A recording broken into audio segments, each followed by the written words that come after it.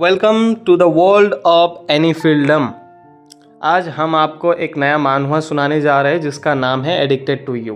तो फिर चलिए चैप्टर 1 का शुरुआत करते हैं। इस दुनिया में काफ़ी सुपर पावर्स एग्जिस्ट करता है, जैसे super natural strength, regeneration, teleportation, x ray vision, fire, water, precognition, telepathy, telekinesis. आपका फ्यूचर इस बात पे डिपेंड करेगा आपके पास सुपर पावर्स है या नहीं।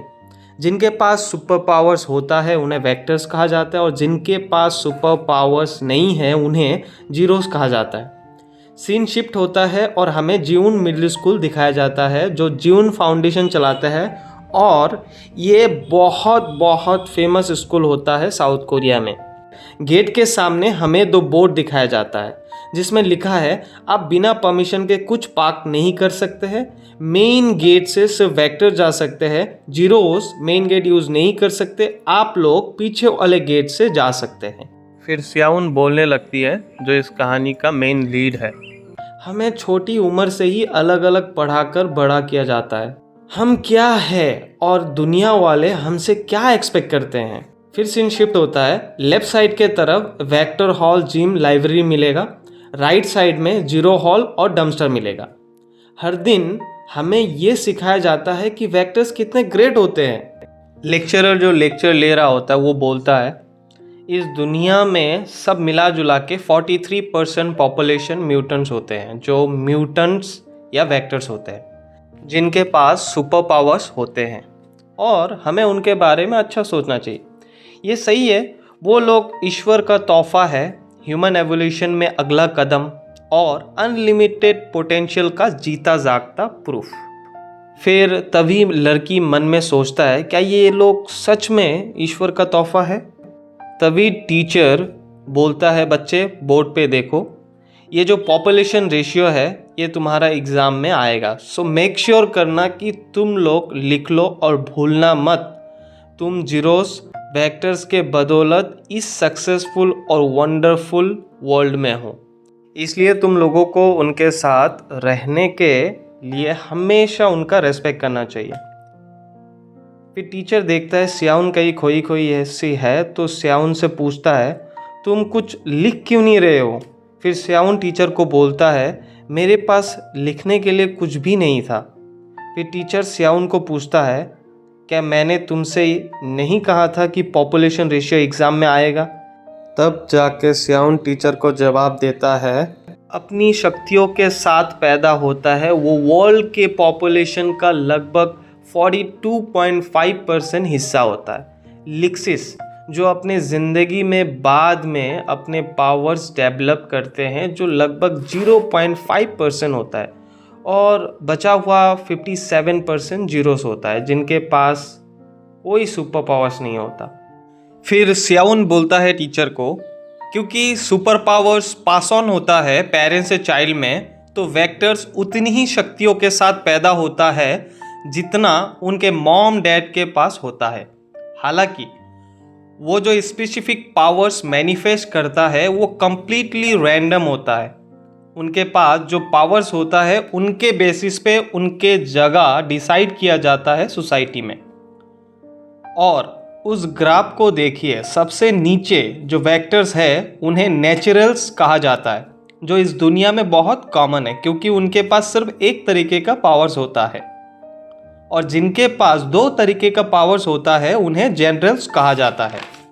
वेक्टर्स जिनके पास 3 तरीके का पावर्स होता है या उससे भी ज़्यादा होता है तो उन्हें हायर लेवल्स में गिना जाता है, और शुरुआत फ्लैट से होता है जिनके पास 3 तरीके का पावर्स होता है, फिर मेयर्स जिनके पास 4 तरीके का पावर्स होता है, और फाइनली यूनिवर्स जो सुपर लेवल्स के होते हैं क्योंकि उनके पास 5 तरीके का पावर्स होता है।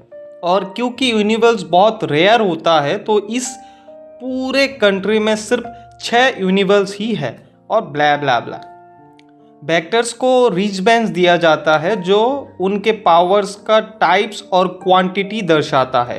उन्हें उनके रेयरिटी और एबिलिटीज़ को मास्टर करने के ऊपर उनका लेवल्स डिसाइड होता है। साथ में पावर और स्टैमिना भी पता चलता है। लेकिन ये सब कुछ मैटर नहीं करता जब एक जीरो इन्वॉल्व होता है। जीरोस को पावर्स विरासत में नहीं मिलता, इसीलिए गवर्नमेंट वेक्टर और जीरोस को अलग अलग रखता है। हालांकि लिक्सिस रेयरर उतना ही वैल्यूएबल है जितना यूनिबल, जो पावर को और डेवलप कर सकता है, जिससे उनके पास इतना पोटेंशियल हो जाएगा कि वो दूसरों को पीछे छोड़ देंगे। टीचर हैरान होकर स्याउन को बोलता है, बस इतना काफ़ी है। फिर टीचर सभी स्टूडेंट को पूछता है, क्या तुम सब लोगों ने स्याउन का बात सुना? और टीचर स्टूडेंट को कहता है, तुम लोगों को भी स्याउन की तरह फ्लुएंटली बोलना सीखना चाहिए इस सब्जेक्ट के ऊपर। फिर स्याउन टीचर को पूछता है, सर क्यों हमारे साथ इतना भेदभाव किया जाता है, क्योंकि हम जीरोस है?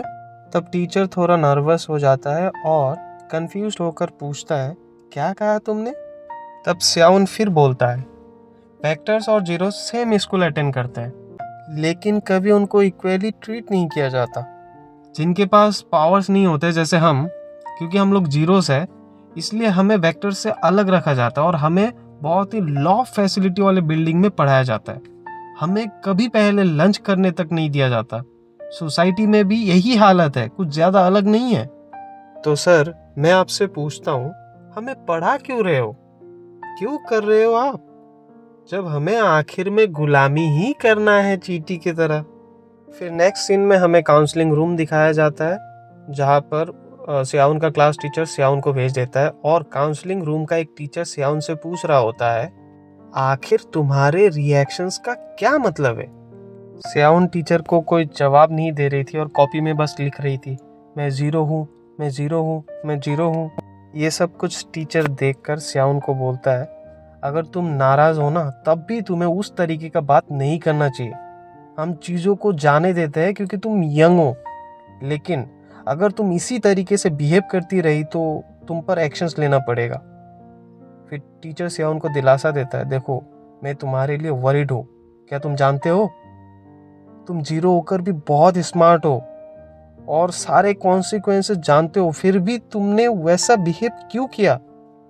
देखो स्याउन, फैक्टर्स की वजह से ही हमारा देश काफ़ी आगे बढ़ रहा है, तुम्हें भी उनके प्रति ग्रेटफुल होना चाहिए। टीचर की बातें सुनकर स्याउन मन ही मन बुदबुदा रहा होता है, यार कितना पकाऊ है, मेरा दम घुट रहा है यहाँ पर। फिर टीचर स्याउन को क्लासरूम में भेज देती है। स्याउन क्लासरूम में जाकर खिड़की से बाहर झांक रहा होता है और मन ही मन सोच रहा होता है, दोह्यून तुम्हें तो मेरे क्लास में आ जाना चाहिए था यार, अभी तो लंच टाइम है, मैं तुम्हें देखना चाहता हूँ, कहाँ हो तुम? मैं बस तुम्हें देखना चाहता हूँ अभी। दोह्यून स्याउन का नेबर होता है जिसको स्याउन लाइक करता है। फिर स्याउन क्लासरूम के बाहर आकर इंतज़ार करते हुए खुद से ही बोल रहा था, यार मुझे बहुत भूख लगा है। तभी एक लड़की दौड़कर स्याउन की तरफ आ रही होती है और चिल्ला चिल्ला कर स्याउन का नाम ले रही होती है। तो स्याउन उसकी तरफ देखकर पूछता है, जोंगुई क्या बात है? जोंगुई बोलता है, तुमने वो सारा का सारा क्योस मिस कर दिया अभी। तभी स्याउन थोड़ा उलझन भरी सवालों में पूछता है, क्योस? कैसा क्योस? तब जोंगुई थोड़ा हकला कर बोलता है, अरे तुम उस लड़के को जानते हो ना, वो तुम्हारा नेबर जिसके साथ तुम स्कूल आते हो, उसे बहुत चोट लगा है। अरे वो जो सो कॉल प्रिंसेस था ना वेक्टर स्टूडेंट्स का, उसने दोह्योन को प्रपोज किया था। दोबारा दोह्योन ने उसे मना कर दिया, जिसके वजह से वो फूट फूट कर सबके सामने रोने लगी। और ये सब कुछ जब चेयरमैन के ग्रैंडसन ने देखा और उसने अपने पावर से दोह्योन को पीटा, जिसकी वजह से दोह्योन बहुत बहुत हालत ख़राब है। ये सब सुनकर तो सोह्योन का हालत बहुत ख़राब हो जाता है, वो बहुत डर जाती है और वो तुरंत भागने लगती है। भागकर दोह्योन के पास जाती है और जाकर दोह्योन को बुलाती है, दोह्योन मुझे पता था तुम यहीं होगे। स्याउन सांस छोड़ते हुए पूछता है, दोह्योन तुम्हें इतना चोट कैसे लगा? दोह्योन स्याउन को शांत करने के लिए मुस्कुराकर बोलता है, मैं ठीक हूँ, तुम टेंशन मत लो।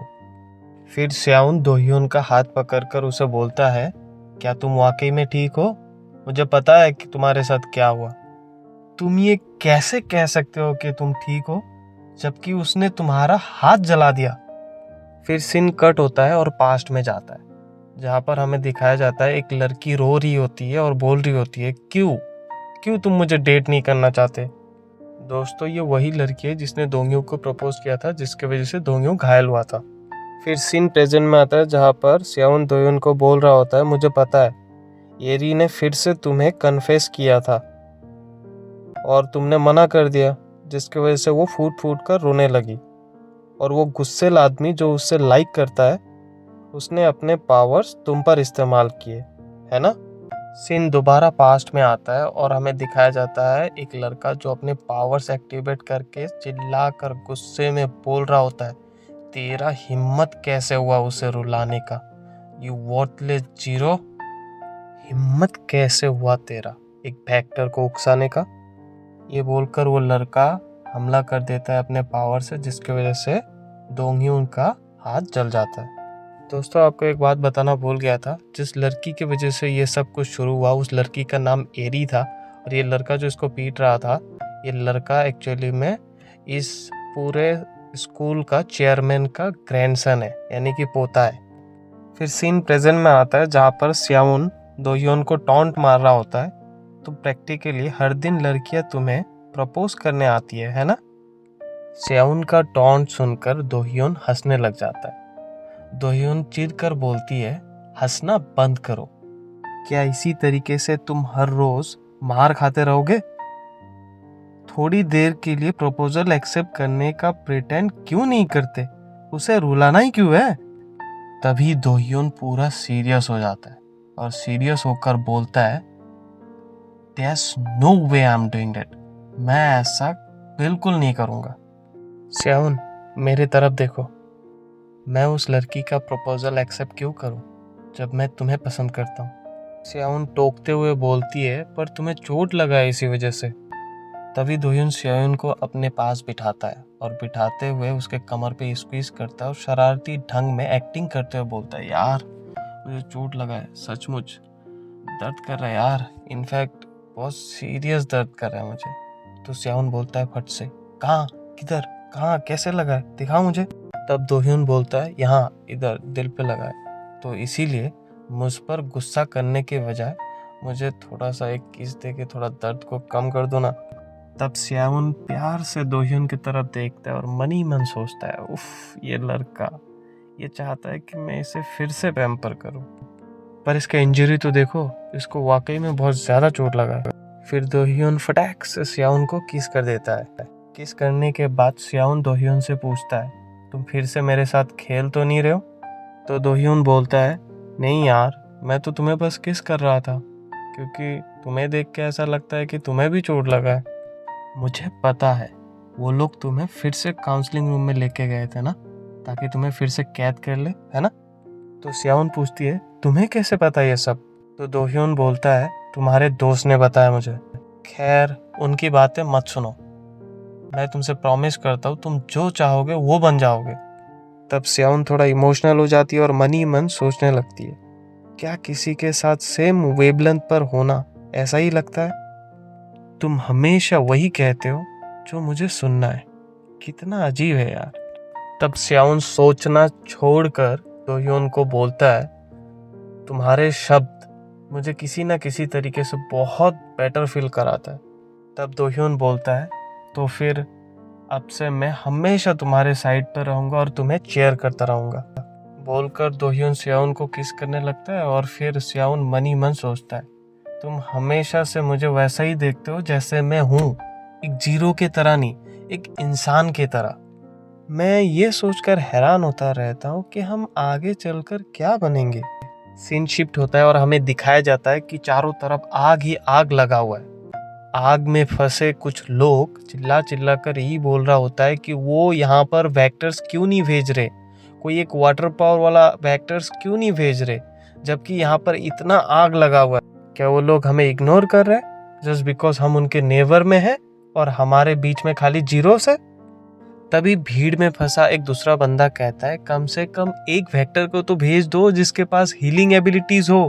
तभी भीड़ में से फंसा तीसरा बंदा कहता है यार ये आग यहाँ पर लगा तो लगा कैसे? तो चौथा बंदा बोलता है भगवान, उस घर में एक बुढ़ा आदमी है जो खुद से चल भी नहीं सकता। ये लोग आखिर एक फायर ट्रक से क्या ही कर लेंगे। फिर हमें दोह्योन को दिखाया जाता है जो स्कूल के छुट्टी के बाद घर जा रहा होता है और तभी वो खुद से बुदबुदा रहा होता है कि यार दोह्योन, मैं सब कुछ ठीक कर दूंगा जब तक तुम मेरे साथ हो। लेकिन जब वो अपने बिल्डिंग के सामने पहुंचता है तो वो देखकर हैरान हो जाता है। तब स्याउन को काफ़ी सारे फ्लैशबैक आने लगते हैं। फ्लैशबैक में उसके डैड उसे बोल रहा होता है आज घर जल्दी आ जाना, क्लासरूम के बाद सीधा घर आ जाना, ठीक है? तब उसका मम्मी बोलता है और हाँ, फॉर ए चेंज मैं तुम्हें बता दूँ आज हम लोग मूवी देखने जाएंगे। तब स्याउन उसके मॉम डैड को बोलता है तो फिर एक काम करते, दोह्योन को भी अपने साथ लेके जाते हैं। फ्लैशबैक याद आते ही स्याउन भागने लगती है और चिल्लाने लगती है मॉम, डैड। तभी उसे कुछ और भी याद आता था। उसे तो दोह्योन ने ये भी बोला था कि नूना, मैं बहुत बीमार हूँ और मैं घर पे सो रहा हूँ, तो तुम आओगी तो मुझे उठा देना, जगा देना मुझे। गाइस मैं आपको यहाँ पर ये बता देता हूँ, नूना जो शब्द है वो ओल्डर फीमेल्स को दर्शाता है जो मेल्स यूज करते हैं कोरिया में। चारों तरफ का आग देखकर स्याउन रोने लग जाती है और रोते हुए बोलती है ये नहीं हो सकता, लेकिन ये आग सब कुछ ले गया मुझसे, मेरी प्यारी फैमिली और दोह्योन जिसके बारे में मैंने सोचा था कि मैं हमेशा उसके साथ रहूंगी। तब स्याउन को याद आने लगता है दोह्योन का, कैसे दोह्योन ने उसे एक रिंग दिया था और उसे बोला था जब तुम बड़ी हो जाओगी और ये रिंग तुम्हारे उंगली में फिट आएगा तब हम शादी कर लेंगे। सो सिया, जल्दी बड़ी हो जाओ और मेरी दुल्हन बन जाओ। तब स्याउन ने उसे बोला था ठीक है, मैं जल्दी बड़ी हो जाऊंगी और मैं तुमसे शादी कर लूंगी, आई प्रॉमिस। फिर कुछ टाइम बाद मुझे पता चला कि जिस इंसान ने मेरे घर में आग लगाया था और मेरे परिवार और सबको मार डाला था वो स्कूल के चेयरमैन का पोता था, जिसके वजह से सब लोग मुझे इस दुनिया में अकेला छोड़ गए।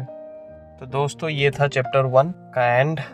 अगले चैप्टर में मिलते हैं। चैप्टर 2 के शुरुआत में हम देखते हैं स्याउन दोह्योन को रोते हुए आवाज़ लगा रही होती है, दोह्योन तुम कहाँ हो? तभी स्याउन अंदर जाने लगता है तो तब लोग स्याउन को रोक लेता है और बोलता है तुम वहाँ नहीं जा सकते। तो स्याउन बोलती है लेकिन मेरी फैमिली तो अब भी अंदर है, वो आग जल रहा है। और दोह्योन, तभी जोर से ब्लास्ट हो जाता है। तब स्याउन सपने से जाग जाती है और फूट फूट कर रोने लगती है और रोते हुए बोलती है आह, फिर से वही सपना, 10 साल हो गए उस बात को, लेकिन आज तक मैं उस बात को भूल नहीं पाया। तभी स्याउन दोह्योन को याद करने लगती है जहाँ पर दोह्योन उससे बोल रहा होता है नूना, जब तुम खुश होते हो मैं भी खुश होता हूँ, जब तुम दुखी होते हो तब मैं भी दुखी होता हूँ। दोह्योन के साथ गुजारते हुए वो कितने अच्छे वक्त थे और फिर वो बुरा वक्त जो मेरे ज़िंदगी में आता है। फिर हम देखते हैं स्याउन का अलार्म बजने लगती है और स्याउन खुद को ही कह रही होती है मुझे उठना होगा, अब मैं ही अकेली बची हूँ और यही मेरी रियलिटी है। ये दुनिया तुम्हारे बिना बहुत सुना सा लगता है दोह्योन, बोलकर वो खिड़की से बाहर ऐसे ही देखने लगता है कुछ टाइम के लिए। फिर स्याउन बिस्तर से उठकर रेडी होने निकलती है और रेडी होकर वो घर से निकलती है और निकलकर बस को वेट करती है। और फिर जब बस आता है तो वो बस में चढ़कर वहाँ पे कार्ड स्वाइप करती है और जब कार्ड स्वाइप कर रही होती है उसी टाइम पे उसे कुछ सुनाई देता है, कोई 0 पैसेंजर बोल रहा होता है। तो वो जब उस डायरेक्शन में देखती है तो देखता है 2 वेक्टर बस में बैठा हुआ है, उसमें से एक लड़का है और एक लड़की है। तो वो जो लड़की वाली वेक्टर होती है वो बोल रही होती है एक और 0 बस में उड़ गया, क्या सारे बस ऐसे ही है? तभी वो लड़का बोलता है नहीं, यूजुअल से आज ज़्यादा ज़ीरोज़ है, मुझे लगता है हमें कैब ही ले लेना चाहिए था। तो स्याउन अपने सीट की तरफ जा रही होती है और मनी मन बोलती है मैं सुन सकती हूँ उन्हें। आई वंडर कि उन्हें इस बात का एहसास भी नहीं है कि इतनी आज़ादी से बोल पाना भी कितनी सौभाग्य की बात है।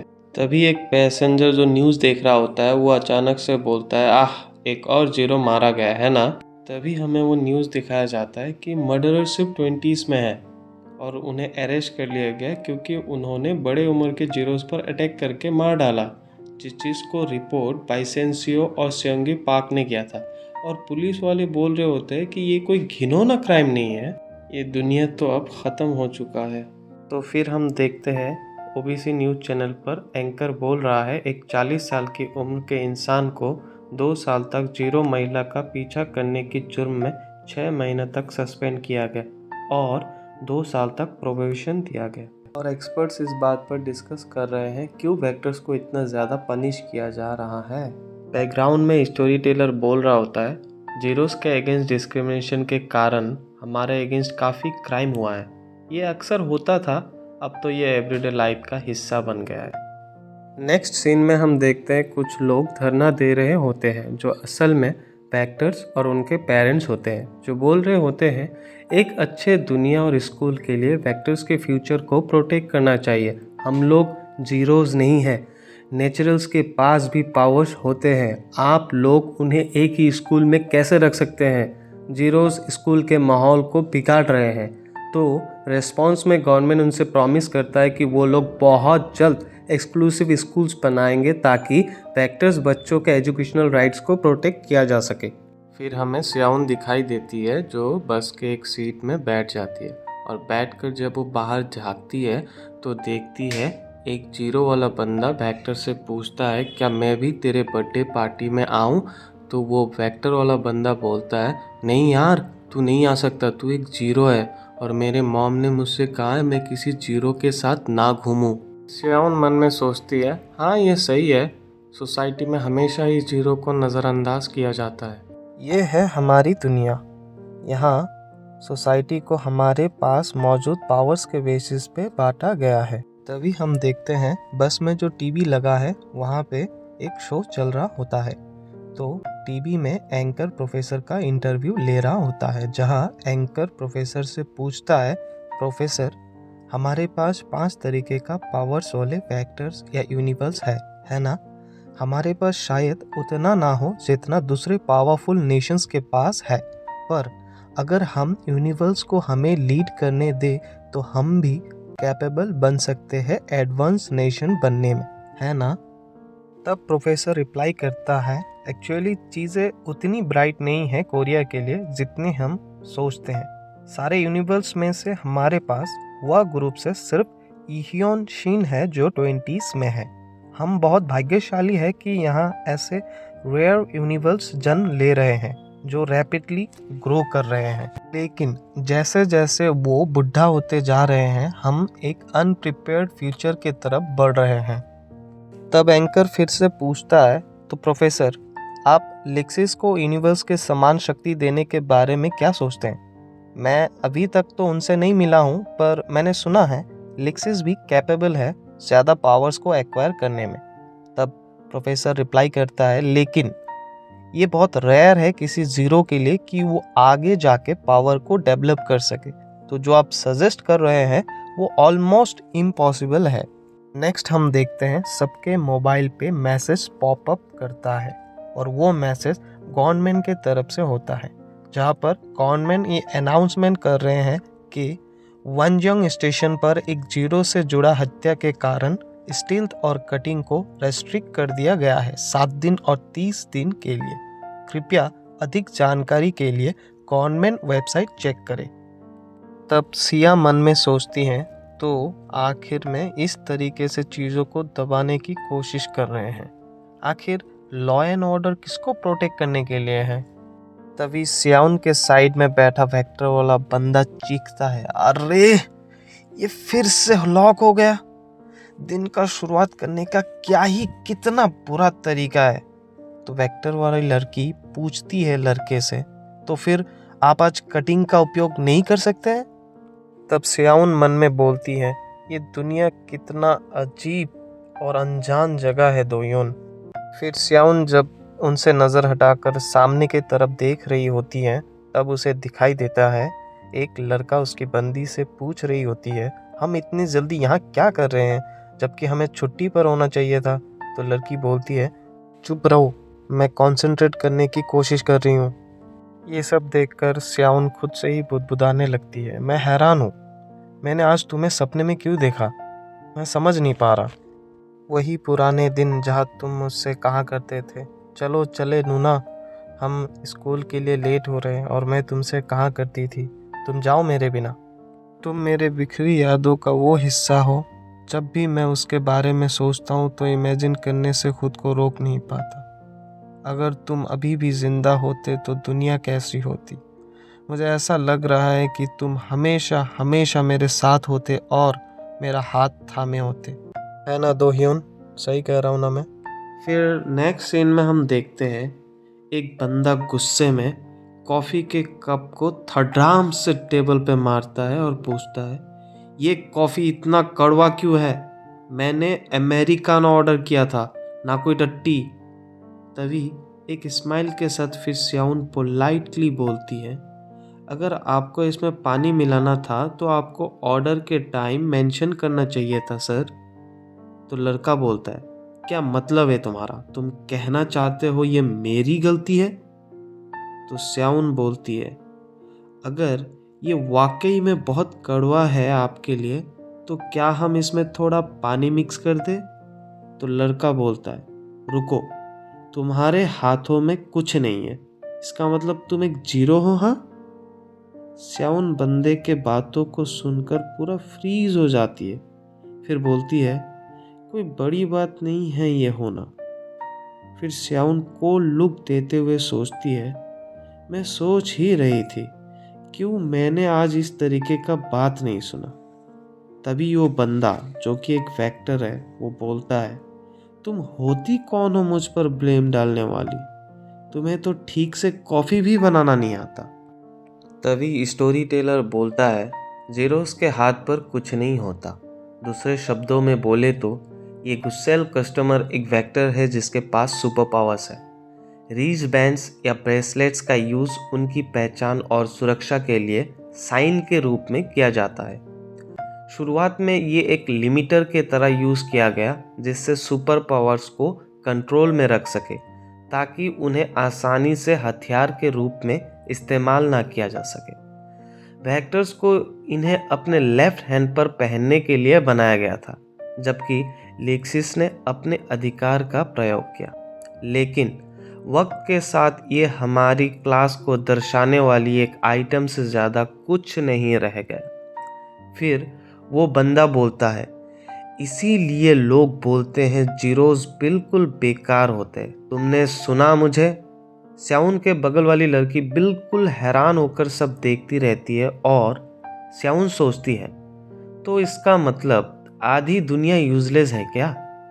उसके पास एक रिस्टबैंड है जिसमें एक रेड लाइन है, जिसका मतलब उसके पास कोई ऑफेंसिव एबिलिटी भी नहीं है। अगर वो इस चीज़ को जाने नहीं देता है तो मुझे स्टैंड लेना पड़ेगा इमीडिएटली।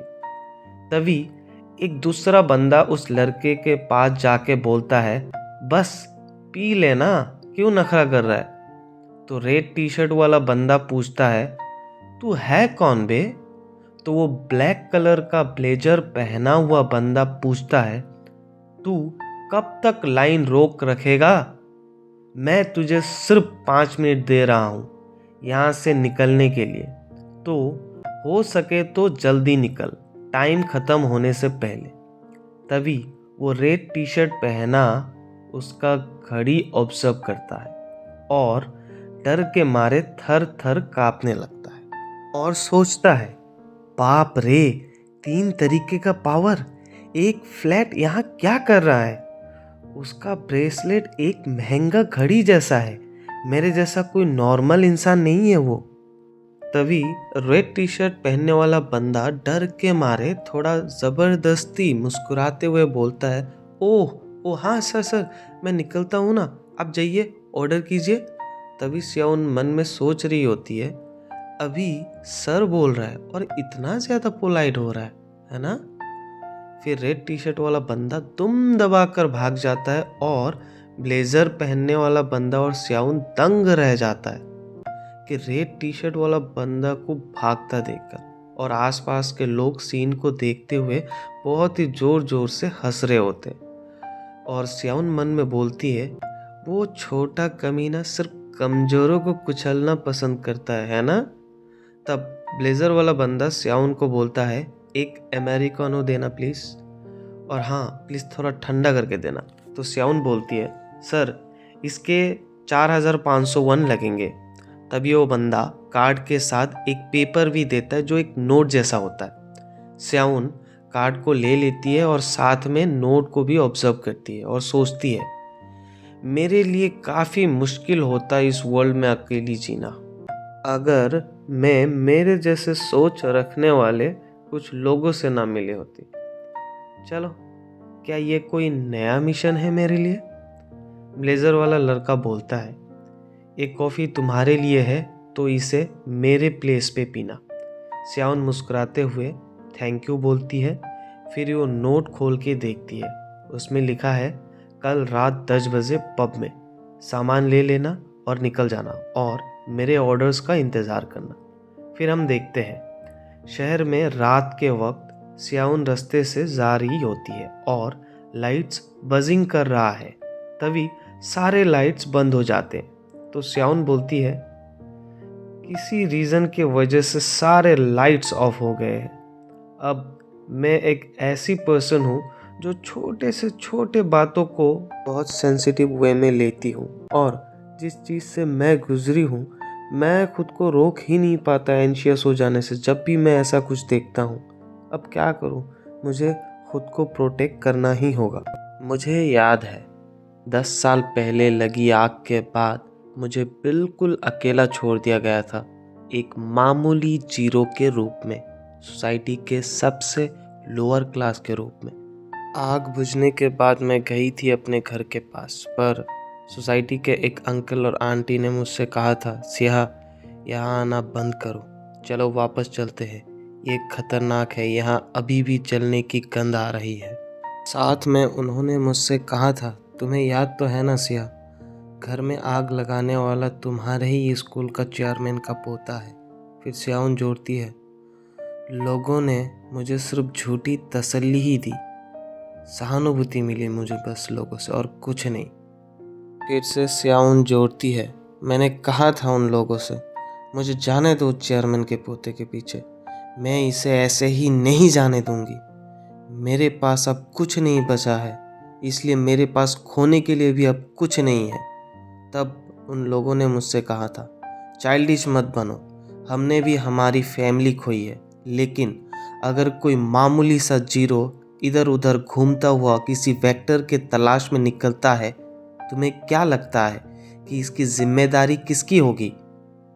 तुम्हें क्या लगता है सिया कि तुम्हारी किस्मत फिर से चमक जाएगी सिर्फ इसलिए कि तुम आग में कूदने के बाद भी बच गए हो? अगर न्याय पाना इतना ही आसान होता तो हम पहले ही इसके लिए आवाज़ उठा रहे होते, लेकिन उन सुपर पावर्स के सामने हमारी कोई कीमत ही नहीं है। एटलीस्ट उन्होंने हमें थोड़ा कंपनसेट तो किया। या जब तुम बड़ी हो जाओगे तब तुम्हें समझ में आ जाएगा कि हमने तुम्हें क्यों रोका था। अगर तुम संघर्ष करते रहोगे तो चीज़ें और भी मुश्किल हो जाएंगी। अभी सियाउन सोचती है, इस दुनिया में मैं बिल्कुल अकेली हूँ, इस रियलिटी ने मुझे पूरी तरह से झकझोर दिया। उस दिन मैंने कसम खाई थी, असहाय होकर फ्लोर पर पड़ी नहीं रहूँगी और रोती नहीं रहूँगी। तभी सियाउन एक लड़के को देखती है और सोचती है, वो कौन है और वहाँ खड़ा क्यों है? कोई ब्रेसलेट भी नहीं है, हाँ, तो उसके पास कोई सुपर पावर्स भी नहीं है, फिर भी मुझे इन्वॉल्व नहीं होना चाहिए उसके साथ। एनीवे, मेरा कल मिशन भी है। ये सब सोचते हुए जब वो जा रही होती है तभी ब्लैक टी शर्ट वाला बंदा बोलता है, एक्सक्यूज़ मी मिस, वाओ तुम तो काफ़ी खूबसूरत हो गई हो, हाँ। तभी सियाउन सोचती है, आजकल इन अजीबो गरीब लोगों को क्या हो गया है, ये एक ज़ीरो है बिल्कुल मेरे जैसा, तो इसे टेक डाउन करने में कोई प्रॉब्लम भी नहीं होगी, लेकिन ये जानता है मैं यहाँ रहती हूँ, राइट। तब ब्लैक टी शर्ट वाला बंदा बोलता है, सिया। तो सियाउन सोचती है, ये मेरा नाम भी जानता है। तो ब्लैक टी शर्ट वाला बंदा पूछता है, क्या तुम्हारे पास अभी भी वो रिंग है? तो सियाउन हैरान होकर सोचती है, क्या क्या ये सब कोई सपना है? तो ब्लैक टी शर्ट वाला में बंदा पूछता है, क्या तुम्हें वो फिट होता है अभी? सियाउन सोचती है, कभी कभी मैं सोचती थी अगर तुम जिंदा होते तो किस तरीके का एडल्ट होते। तभी फ्लैशबैक में हम देखते हैं दोह्योन सियाउन को बोलता है, मेरे मॉम ने ये रिंग मुझे दिया है उस इंसान के लिए जिससे कभी न कभी मैं एक दिन शादी करूँगा। तो सियाउन पूछती है, क्या ये रिंग थोड़ा बड़ा नहीं है मेरे लिए? तो दोह्योन आंसर देता है, हाँ, बड़ा तो है, इसलिए तुम्हें जल्द से जल्द बड़ा होना है ताकि रिंग तुम्हारी उंगली में फिट हो जाए। जब ये रिंग फिट हो जाएगा तब शादी कर लेंगे, जब तुम काफ़ी बड़ी हो जाओगी इस रिंग के लिए तब। प्रेजेंट में वो लड़का बोलता है, तुम वो पहली और आखिरी लड़की हो जिससे मैंने दिल दिया है। तो लड़की शॉक्ड होकर बोलती है, दोह्योन। तब दोह्योन मुस्कुरा देता है और स्याउन को दोह्योन का मुस्कुराता हुआ चेहरा देखकर उसे याद आता है बचपन के टाइम में जब दोह्योन उससे बोला करता था, सिया जल्दी बड़ी हो जाओ ताकि मेरी दुल्हन बन सकूं। प्रेजेंट में दोह्योन स्याउन को टाइटली हग करने लगता है और स्याउन सोचती रहती है, क्या ये कोई सपना तो नहीं है ना। तो वो दोह्योन को आवाज़ लगाती है और पूछती है, दोह्योन क्या तुम वाकई में दोह्योन हो। तो दोह्योन बोलता है, चलो अंदर चलते हैं। तभी स्ट्रीट के सारे लाइट्स आ जाते हैं। स्याउन दोह्योन को देखकर मन ही मन बोल रहा होता है, दोह्योन तुम मेरे नाइटमेयर्स में भी एक जवान बच्चे ही होते हो। मैंने 10 साल तक ये सोचा कि तुम मर चुके हो। दोह्योन स्याउन को एक तरफ हक करते हुए बोलता है, अरे मुझे अंदर तो बुलाओ, ठीक है ना। फिर स्याउन दोह्योन का बात सुनकर सोचने लग जाती है, लेकिन तुम मेरे सपनों में सिर्फ एक जवान लड़के ही होते हो जो कहीं और बड़ा हुआ मेरे नज़रों से दूर। क्या सिर्फ मेरे पास वापस आने के लिए। एपिसोड 3 के शुरुआत में स्याउन दोह्योन को कहती है, अंदर आ जाओ, और साथ में पूछती है, तुम्हें शायद बहुत गर्मी लगी होगी है ना। तो दोह्योन कहता है, ना मैं ठीक हूँ। अंदर आने के बाद स्याउन स्विच ऑन करती है, तब लाइट्स ऑन होता है तो दिखता है पूरा रूम मैस हो चुका है। बेडशीट, टेबल, डस्टबिन, कपड़े, किताबें, सबका हाल बहुत ख़राब है। तब दोह्योन पूछता है, तुम अकेली रहती हो है ना। तो स्याउन ऑकवर्ड होकर कहती है और पूरा रूम ठीक करने लगती है और सोचती है, कितना गंदा करके रखा हूँ मैं भूल गई थी कि मैं रूम ऐसे ही छोड़ गया था जब सुबह मैं हड़बड़ी में निकल गई थी। तो दोह्योन देखता है एक कप, कुछ अंडे, एक बोतल, मेकअप प्रोडक्ट्स फीमेल के लिए, और फिर उसे एक स्कर्ट दिखाई देता है। तो दोह्योन स्याउन से पूछती है, तुम्हें अभी भी स्कर्ट्स पहनना पसंद है ना। हालांकि हम अभी स्कूल में नहीं हैं। स्याउन उसे देखती है लेकिन कोई शब्द नहीं निकलता। फिर स्याउन को याद आता है जब दोह्योन उसे डांटा करता था, क्या मैंने तुमसे गर्म कपड़े पहनने के लिए नहीं कहा था, क्योंकि स्कूल की यूनिफॉर्म का स्कर्ट पैंट से ज़्यादा ठंडे होते हैं। अपनी पफर्स जैकेट क्यों नहीं पहनी। तो स्याउन बोलती थी, वैसे अभी इतनी ठंड नहीं है। प्रेजेंट में स्याउन मुस्कुराते हुए सोचती है, फिर से मुझे मेरे कपड़ों को लेकर ताना मार रहा है ना। मुझे लगता है ये दोह्योन की आदत है। तब स्याउन पूछती है दोह्योन से, क्या तुम कुछ पीना चाहोगे, कॉफ़ी या ग्रीन टी में भी। स्याउन सोचती है, मेरे घर पे और क्या क्या था। तो दोह्योन कहता है, ना मुझे कुछ नहीं चाहिए। तो स्याउन सोचती है, उसका वॉइस वो बिल्कुल मैच्योर्ड बंदे के तरह साउंड करता है।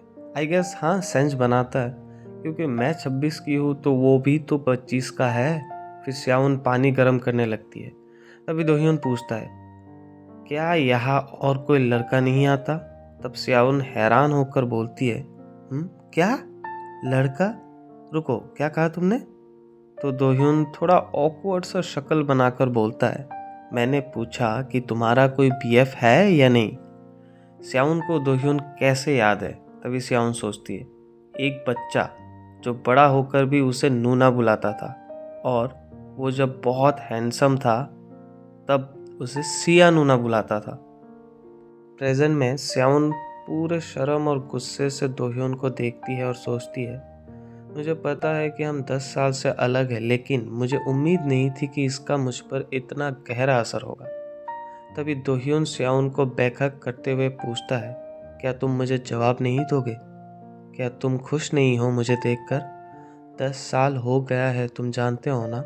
स्याउन सोचती है, सही तो कह रहा है दोह्योन, क्योंकि मैं ऐसा बिहेव कर रही हूँ जबकि 10 साल बाद हम एक दूसरे को देख पा रहे। फिर स्याउन दोह्योन से कहती है, मैं पहले कॉफ़ी बना लेती हो तो तुम बैठो। तभी दोह्योन बोलता है, मैंने कहा ना मुझे नहीं चाहिए।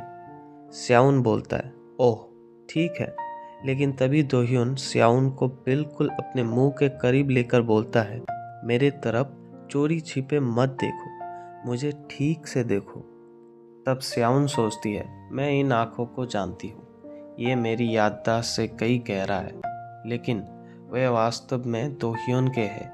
ये किसी मरे हुए लड़के की आंखें नहीं हैं, ये दोह्योन के है जो अब मुझसे भी लंबा हो गया है। मैं कैसे भूल सकती हूँ इन आँखों को। और तभी दोह्योन स्याउन को झुकाकर किस करने लगता है और फिर जैसे स्याउन की टी शर्ट उठाने लगता है। तभी स्याउन दोह्योन के बातों का असली मतलब समझने लगती है। मुझे अंदर बुलाओ, जब दोह्योन ने कहा था, हाँ उसने बोला था, तभी स्याउन समझती है और झटका लगता है जैसे उसे। तभी स्याउन दोह्योन को रुकने बोलती है और पूछता है, क्या यही सब तुम्हारे दिमाग में था जब तुमने मुझे कहा तुम्हें अंदर आना है? तो दोह्योन पूछता है, क्यों, तुम्हें पसंद नहीं है क्या? क्या 10 साल बीत जाने के बाद तुम मुझे पसंद नहीं करते? पूछकर दोह्योन स्याउन को लव बाइट देने ही जाता है तो स्याउन शर्मा कर दोह्योन को धक्का देते हुए बोलती है, नहीं ऐसा बिल्कुल नहीं है, मुझे बस थोड़ा वक्त चाहिए। तुम जानते तो हो ना, जो कुछ भी हुआ है उसे समझने के लिए थोड़ा वक्त तो चाहिए। तब दोह्योन पूछता है, क्या मेरा दिखना तुम्हारे लिए इतना चौंकाने वाला है? और सोचता है, क्या सिर्फ ये सब मेरी वजह से? तभी स्याउन नोटिस कर लेती है दोह्योन को कि वो थोड़ा सा अपसेट सा लग रहा था, तो स्याउन पूछ ही लेती है, तुम इतना अपसेट क्यों हो? क्या तुम ही वो नहीं थे जो मेरे जिंदगी से गायब हो गए थे? तो दोह्योन सोचता है, तुम्हें कैसे बताओ सिया, तुम्हें सोचते ही ऐसा लगता था मुझे मेरा दिल टुकड़े टुकड़े हो जाएगा। वो मेरे लिए बहुत दर्दनाक था। तभी फ्लैशबैक में दिखाया जाता है, स्याउन जब हॉस्पिटल बेड से जागती है तब सोसाइटी से एक आंटी उसे डांटने लगती है, तुम क्या सोच रहे थे हाँ स्याउन? हाँ, जब बिल्डिंग में आग लगी हो तो तुम चुपके से अंदर घुस सकते हो? तुम्हें पता है तुम भी दूसरों के साथ मर सकते थे, 5th फ्लोर पर मौजूदा लोगों की तरह। तो स्याउन रोते हुए पूछती है, क्या दोह्योन भी उनमें से एक था? तो फिर से आंटी रेस्पॉन्स में पूछती है, क्या दोह्योन? तो स्याउन जल्दी से बोलती है, हाँ दोह्योन, मेरा नेबर। तो आंटी उसे बोलती है, अब तक 5th फ्लोर से तुम ही एक ऐसे इंसान हो जिसे जिंदा पाया गया है। हमें कैजुअलिटी रिपोर्ट्स आने का इंतज़ार करना होगा, लेकिन आग से जो बॉडीज डैमेज्ड हो गए हैं उनकी पहचान अभी तक नहीं हो पाई। तभी स्याउन रोते हुए कंप्लेन करती रहती है, क्यों, मैं ही अकेली जिंदा क्यों बची? प्रेजेंट में स्याउन दोह्योन से पूछती है, कहाँ थे अब तक तुम और क्या कर रहे थे? मैं अभी तक ये भरोसा ही नहीं कर पा रहा हूँ तुम यहाँ हो। क्या तुम जानते हो, मैं बिल्कुल भरोसा नहीं कर पा रही हूँ। मैं तुम्हें खड़ा होकर देख पा रही हूँ। प्लीज़ मुझे बताओ, ये कोई सपना नहीं है दोह्योन। मुझे बताओ कि प्लीज़ तुम रियल में हो। जैसे तुमने कहा 10 साल हो गए हम साथ नहीं थे और तुम इतने बड़े हो गए हो कि मैं तुम्हें पहली बार में पहचान भी नहीं पाई। तो दोह्योन जवाब देता है, तुम सही हो, मैं काफ़ी बड़ा हो गया हूँ, तो तुम क्या सोचते हो? तो स्याउन बोलती है, हाँ आई गेस मैं थोड़ा सरप्राइज थी, बट आई एम ग्लैड कि तुम जिंदा और सही सलामत हो।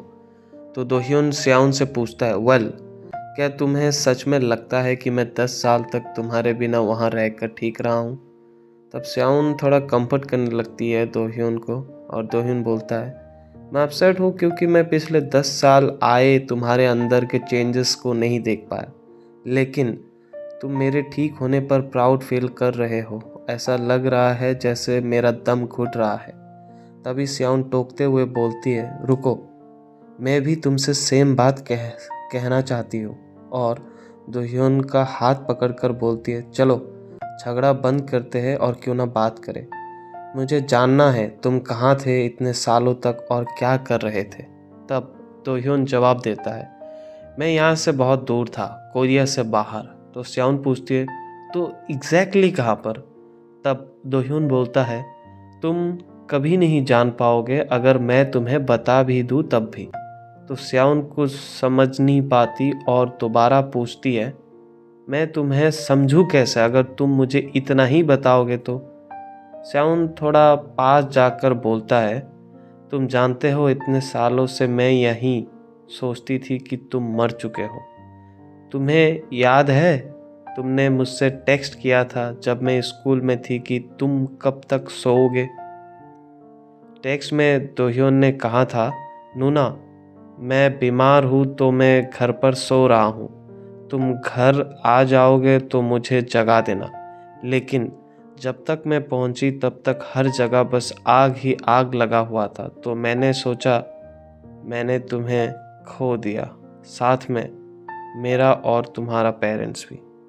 इवन उस टाइम भी जब आग लगी थी मुझे पता था ये टाइम लेने वाला है और बहुत मुश्किल है किसी ज़ीरो का किसी तरह का मदद मिलना, तो मुझे तो कुछ करना ही था। तब मैंने डेप्यूटी चीफ को कहा, डेप्यूटी चीफ सेकंड फ्लोर के स्टेयरकेस पर एक सर्वाइवर है, उन्हें भटकाया और एक रास्ता बनाकर मैं अंदर घुस गई। यही वो आखिरी चीज़ है जो मुझे याद है। तब दोह्योन बोलता है, मुझे पता है मेरे पेरेंट्स गुजर गए आग लगने के बाद। और ये बातें सुनकर स्याउन फ्रीज हो जाती है। तो दोह्योन बोलता है, मैं सो रहा था जब मैंने तुम्हें टेक्स्ट किया था, लेकिन उसके बाद मैं बाहर निकल गया था। मैं घर पर नहीं था जब आग लगा था। मैंने तुम्हारा नाम देखा था सर्वाइवर लिस्ट में। तो स्याउन हैरान होकर सोचती है, उसे पता था मैं जिंदा थी। तभी दोह्योन फिर से बोलता है, मैंने ये भी सुना था जब तुम हॉस्पिटल से डिस्चार्ज हुए थे और तुम तुम्हारे रिलेटिव्स के घर रह रहे थे। ये सब सुनकर स्याउन को याद आता है जब उसके रिलेटिव ने उसे बोला था उसे घर से निकलते वक्त, मैं तुम्हें इसलिए अपने साथ नहीं रख रही हूँ क्योंकि मैं जानती हूँ आखिरकार जीरो का कोई यूज़ नहीं है, अगर वो स्मार्ट हो तब भी। तुम हमारे खर्चे को ही बढ़ाओगे, कोई परेशानी मत खड़ी करो, बस अपने सर नीचे रखो। अच्छा हुआ कि तुम्हारा ज़्यादा सामान साथ नहीं ले जाने को, क्योंकि वैसे भी उन्हें रखने के लिए कोई जगह नहीं होती। और हाँ, अब से तुम्हें तुम्हारे पैसे का इस्तेमाल समझदारी से करना होगा। प्रेजेंट में स्याउन दोह्योन से पूछती है रोते हुए, क्या तुम जानते हो इतने सालों में मैंने क्या क्या सहा है? क्या तुमने सुना है? तुमने कहाँ से सुना है और एग्जैक्टली क्या बताया उन्होंने? क्यों अब कुछ बोल नहीं रहे हो?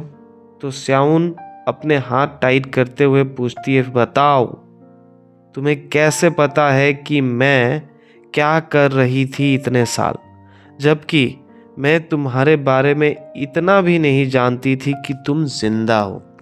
दोह्योन बोलो, कुछ तो बोलो, कहाँ थे तुम और इतने सालों से क्या कर रहे थे? तुमने एक बार भी मुझसे कांटेक्ट नहीं किया, क्यों? तब दोह्योन स्याउन को कंफर्ट करते हुए बोलता है, लेकिन मैं अभी तुम्हारे पास हूँ ना, है ना? दोह्योन स्याउन को हाथ पकड़कर बोलता है, एंड में मैं तुम्हारे पास वापस आ गया, है ना? बोल के दोह्योन फिर से स्याउन को हक करने लगता है और बोलता है, अगर तुम उस दिन बचकर नहीं निकलते तो मैं भी बहुत पहले मर चुका होता। अगर तुम उस दिन मर जाते तो मैं भी अभी तक जिंदा नहीं रहता। तब दोह्योन के आंखों से भी आंसू निकलने लगते हैं और रोते हुए बोलता है, मैं आया हूँ सिर्फ एक रीज़न की वजह से और वो तुम हो। फिर दोनों रोने लगता है और स्याउन रोते हुए पूछता है, तो बताओ मुझे, तुमने मुझे कॉल कभी क्यों नहीं किया? मुझे बताओ क्या हुआ था, क्यों हमारे साथ ही वो सब कुछ हुआ? रेस्पॉन्स में दोह्योन बोलता है, तुम्हें बस इतना याद रखना है, तुम जो भी करना चाहो मैं एक्सेप्ट करूँगा, मैटर नहीं करता क्या है वो। जब जिंदगी मुश्किल हो जाता है तो लोग धर्म जैसे चीज़ों पर भरोसा करने की तलाश करते हैं। मुझे यकीन है हम एक दूसरे के लिए वही बनेंगे, भले ही एक दूसरे के प्रति हमारा विश्वास और जुनून धीरे धीरे हमारे जीवन को नष्ट कर दे। It's all right because it's you. Scene shift होता है और हम देखते हैं एक बंदा चाय के कप को पकड़ते हुए बोलता है, वेल, क्या तुम्हारा यही सरप्राइज था? मुझे लगा था दोह्योन के चले जाने पर तुम काफ़ी फ्रस्ट्रेटेड होगे। तभी दूसरा बंदा बोलता है, नहीं, मैं काफ़ी टाइम से ऐसा ही कुछ एक्सपेक्ट कर रहा था, इसलिए उसके भाग जाने पर मुझे ज़्यादा हैरानी नहीं हुई। जो बंदा बैठा हुआ है वो असल में कोई सेक्रेटरी होता है जो सामने वाले बंदे को बोलता है, खैर मुझे लगता है कि मुझे आपसे इससे कम की उम्मीद तो नहीं थी। जेम्स, तो आपको पहले से ही पता है वो कहाँ है, तो मैं अभी तुरंत वहाँ आदमी भेज देता हूँ। तो जेम्स बोलता है, मिस्टर सेक्रेटरी, हमें इतनी जल्दबाजी नहीं करनी चाहिए। दोह्योन इसलिए भाग गया क्योंकि बाहर उसे कुछ चाहिए था। हमें कुछ वक्त तक उसका इंतज़ार करना है। फिर जिस रास्ते से वो भागा है उसी रास्ते से वो खुद हमारे पास वापस आना चाहेगा। एपिसोड 4 के शुरुआत में हम देखते हैं सुबह हो जाता है और स्याउन और दोह्योन एक दूसरे के बाहों में सोए हुए हैं। तभी स्याउन का आँख खुलता है और वो अपने आँखों को पोंछते हुए बोलती है, मेरी पलकें काफ़ी भारी लग रही है और मुझे ऐसा लगता है जैसी मेरी आंखें सूजी हुई है। फिर स्याउन अपने आँखों को रब करने लगती है और देखती है कि वो दोह्योन के बाहों में है। तब वो बोलता है मनी मन कि दोह्योन भी यहाँ पर है, बिल्कुल मेरे बगल में, हमेशा से जैसा मैं चाहती थी। फिर स्याउन को याद आता है पिछली रात कैसे वो दोह्योन के बाहों में रो रही थी और पूछ रही थी, कहाँ थे तुम, बताओ मुझे। तो दोह्योन बोलता है, मुझे बस थोड़ा सा वक्त दे दो। तो स्याउन फिर से बोलती है, मैं बहुत टाइम से तुम्हें देखना चाहती थी, लेकिन क्योंकि अब तुम यहाँ पर हो तो मैं बहुत उलझन में हूँ, मैं समझ नहीं पा रही। फिर दोह्योन स्याउन को और टाइटली पकड़ते हुए बोलता है, मुझे बस सही शब्द मिल जाने दो, जब मुझे मिलेगा मैं तुम्हें बता दूंगा, ठीक है। प्रेजेंट में स्याउन सोचती है, ठीक ही है, उसने कहा कि वो मुझे सब बताएगा, तो खैर मुझे बस इस बात की खुशी है कि उसका यहाँ होना अब कोई सपना नहीं है। फिर स्याउन दोह्योन की तरफ झुक के उसे पोक कर रही होती है, तो दोह्योन बोलता है, मुझे मत छुओ। और स्याउन थोड़ा चौंक कर बोलते हैं, ओह, क्या मैंने तुम्हें जगा दिया। रिस्पॉन्स में दोह्योन स्याउन को कुछ नहीं कहता, बस उसकी तरफ देख रहा होता है। तभी स्याउन अपना उंगली हटाते हुए सॉरी कहने लगता है, तो दोह्योन उसका उंगली पकड़ लेता है और बोलता है, इसलिए मत रुको क्योंकि मैंने कहा है। तो फिर स्याउन पूछती है, तो फिर मैं ऐसा क्या करूँ तब। तो दोह्योन थोड़ा शर्माते हुए बोलता है, इतना आसानी से गिव अप मत करो मुझ पर। तो स्याउन थोड़ा शर्माते हुए बोलती है, मैंने कब कहा कि मैंने तुम पर गिव अप किया है। दोह्योन थोड़ा नॉटी सा अंदाज में बोलता है, अगर तुम्हें मुझे गुड मॉर्निंग ही बोलना है तो बदले में तुम मुझे एक किस दे दो। कम ऑन सिया, अब हम बड़े हो चुके हैं, तुम जानते तो हो। और स्याउन ब्लश करने लगती है और बोलती है, ठीक है। तभी स्याउन का हाथ स्लिप कर जाता है और दोह्योन और स्याउन का होठ आपस में चिपक जाता है, एकदम फिल्मी सीन के तरह। किस हो जाने के बाद स्याउन बोलता है, काफ़ी है ना। तो दोह्योन उसे घुमाकर बिस्तर पे पटकते हुए बोलता है, काफ़ी नहीं है, ये कोई प्रॉपर किस नहीं है। सिया, तुम जानना नहीं चाहते रियल किस होता क्या है। फिर स्याउन पूछती है, रुको, तुम इन सब में इतना अच्छे कैसे हो, ऐसा लगता है जैसे तुम्हारे पास काफ़ी एक्सपीरियंस है। फिर स्याउन दोह्योन की तरफ देखते हुए सोचता है, पास में तो वो हमेशा मैं ही थी जो इसका हाथ पकड़कर इसको स्कूल ले जाया करती थी और इस दोह्योन को बोला करती थी, मेरे हाथ पकड़े रहो। प्रेजेंट में दोह्योन स्याउन को टीज करते हुए बोलता है, लगता है मुझे तुम्हें सब कुछ सिखाना पड़ेगा, है ना। तो दोह्योन चिढ़कर बोलता है, चुप रहो, मुझे टीज करना बंद करो। और सोचती है, अब जब मैं इसके बारे में सोचता हूँ तो मुझे लगता है कि मैंने हमेशा से उसे केवल एक जेंटलमैन के रूप में ही कल्पना की है, इससे आगे कभी नहीं। फिर दोह्योन स्याउन का प्यार से हाथ को पकड़ते हुए पूछता है, मैंने जो अंगूठी तुम्हें दी थी उसे तुमने क्यों नहीं पहना। फिर स्याउन थोड़ा मुस्कुराकर गले से चेन को निकाल कर बोलता है, टड़ा, ये यहाँ है मेरे गले में। फिर दोह्योन रिंग को देखकर बोलता है, तुमने अभी तक इसे अपने साथ रखा है, क्या ये रिंग तुम्हें अब फिट आता है। तो स्याउन बोलते हैं, हाँ, परफेक्टली फिट आता है। तो दोह्योन थोड़ा कंप्लेन करने वाले लहजे में बोलता है, तो तुमने अभी तक इसे अपने गले में लटका के क्यों रखा है, पहना क्यों नहीं अपने उंगली में। तो स्याउन बोलता है, वेल, इसे मैं खुद से तो नहीं पहन सकती ना। और क्योंकि इससे मुझे तुम्हारी बहुत याद आएगी और मुझे नहीं लगता था कि मैं इसे बर्दाश्त कर पाऊंगी। फिर दोह्यून थोड़ा शक की निगाहों से पूछता है, क्या पहले से ही तुम्हारा कोई बॉयफ्रेंड है? फिर सियाउन हड़बड़ी में बोलता है, नहीं नहीं नहीं नहीं, बिल्कुल नहीं बिल्कुल नहीं, I am free, super single हूँ मैं बहुत बहुत बहुत सिंगल हूँ। फिर दोह्यून टीजिंग अंदाज में बोलता है, अच्छा मैं समझ गया। फिर दोह्यून स्विश करके चेन को निकालता है और चेन से रिंग उतार के सियाउन की तरफ देखते हुए बोलता है, तो अब से इसे अपने उंगली में पहने रहना, तब भी जब मैं तुम्हारे आसपास ना रहूं। इससे ऐसा लगेगा जैसे तुम मैरिड हो। बोल के वो आहिस्ता से रिंग को पहना देता है।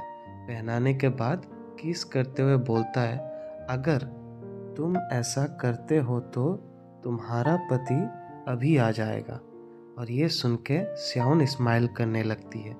और फिर दोह्यून बोलता है, अब से तुम ही मेरी एकमात्र वो इंसान हो जिसे मैं मेरा फैमिली कह सकता हूँ। ये सुनकर सियाउन मुस्कुराते हुए बोलती है, हाँ मैं और तुम। और दोह्यून बोलता है, अब से मैं तुम्हारे साथ अच्छे से रहूँगा। तो फिर दोह्यून बोलता है, और अब से मेरे लिए बस थोड़ा सा ज़्यादा इंतज़ार करना। एक बार मैं सब कुछ सॉर्ट आउट कर लूँ, फिर हम एक घर खरीदेंगे और शादी कर लेंगे। तो सियाउन बोलती है, ठीक है, तब तक तुम मेरे साथ रहो। फिर नेक्स्ट सीन में सियाउन अपने कैफ़े वाले बॉस को मैसेज टाइप करता है, आज मेरे पास ज़्यादा काम नहीं था क्योंकि मैंने कल ही सारा सामान मंगवा लिया था और मैंने मीरा से कैफ़े का ध्यान रखने के लिए भी कह दिया है। तो बॉस उससे रिप्लाई करता है, ठीक है, मुझे समझ आता है कि आखिरी मिनट में कुछ काम आ गया, लेकिन अगली बार सिया मैं तुम्हें इतने कम समय में छुट्टी नहीं लेने दूंगा। तो सिया रिप्लाई करती है, बिल्कुल, thank you so much sir. तभी दोह्यून सियाउन से पूछता है, क्या तुम अपने बॉस को टेक्स्ट कर रहे हो? तो सियाउन चिपकते हुए थोड़ा मुस्कुराकर बोलती है, हाँ, और हाँ, अगर तुम अगली बार मुझे कैफ़े छोड़ने आओगे तो मैं तुम्हें कॉफ़ी बनाकर पिलाऊंगी। फिर दोनों एक कपल के तरह शॉपिंग मॉल में घुस जाता है जिसका नाम ए मार्ट होता है। और फिर सियाउन 2 कप उठाकर दोह्यून से पूछता है, दोह्यून तुम इनके बारे में क्या सोचते हो? कितने खूबसूरत है ना? क्या हमें एक मैचिंग सेट मिल सकता है? फिर दोनों कपड़े वाले सेक्शन में जाता है। जाने के बाद सियाउन दोह्यून को देखकर कहता है, तुम इनमें से एक कपड़ा ट्राई क्यों नहीं करते अभी, और हम कुछ एक्स्ट्रा भी ले लेंगे घर के लिए। तो दोह्यून बोलता है, श्योर। फिर सियाउन कपड़ा दिखाकर पूछता है, तो फिर देखो, चूज़ करो, कौन सा तुम्हें सबसे ज़्यादा पसंद है। देखो दोह्यून, मुझे नहीं पता कि आजकल तुम किस तरीके के कपड़े पहनते हो, इसलिए मैं चाहता हूँ कि तुम चूज़ करो। तो दोह्यून बोलता है, मुझे दोनों में से कोई भी चलेगा। तो सियाउन बोलती है, चलो ना दोह्यून, मैं तुम्हारे लिए कुछ ऐसा ढूंढना चाहता हूँ जो तुम्हें सच में पसंद आए। साइड में एक लड़का सियाउन को देखकर सोच रहा होता है, यार वो लड़की तो वाकई काफ़ी सुंदर है। देखकर ही लगता है कि साला काफ़ी ठरकी है। सियाउन दोह्यून से पूछ रहा होता है, क्या तुम थोड़ा कोऑपरेट नहीं कर सकते कपड़े को पसंद करने में? और दोह्यून उस लड़के को एक खतरनाक वाला लुक दे रहा होता है जिससे लड़का पसीना पसीना हो जाता है और सोच रहा होता है, क्या मैंने लड़की को कुछ ज़्यादा ही घूर लिया? दोह्यून रेड टी शर्ट वाले बंदे को देखकर सोचता है, मुझे लगता है मैं गलत था। अगर इस बंदे को उस आदमी ने भेजा होता तो वो इतना आसानी से पीछे नहीं हटता। और वो रेड टी शर्ट वाला बंदा पूरा पसीना पसीना होकर रखा हुआ है। और इधर सियाउन सोच रही होती है, अगर मैं इंस्टॉलमेंट सेविंग अकाउंट्स को तोड़वा लूँ तो कुछ टाइम के लिए गुजारा करने को मदद तो मिल ही जाएगा। मतलब पूरा फनी सीन है अगर एक तरफ से देखा जाए तो। फिर हम देखते हैं कि तो फिर दोह्यून सियाउन को बोलती है, ठीक है, तो फिर मुझे ये चाहिए और ये चाहिए, चलो ऑल डन, चलो अब चलते हैं। तभी सियाउन बोलती है, अरे रुको, थोड़ा पेंस भी ले लो।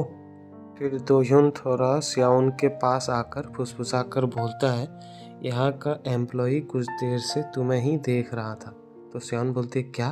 फिर दोह्यून सियाउन का हाथ पकड़कर खींच के ले जाने लगता है बिलिंग काउंटर के तरफ। और सियाउन सोचती है, तुम कहाँ से आए थे जब तुम अचानक कहीं से सिर्फ अपने कपड़ों के साथ प्रकट हुए। मैं चिंतित नहीं होना चाहती, लेकिन मैं इसके बारे में सोचने से खुद को रोक नहीं पा रही हूँ।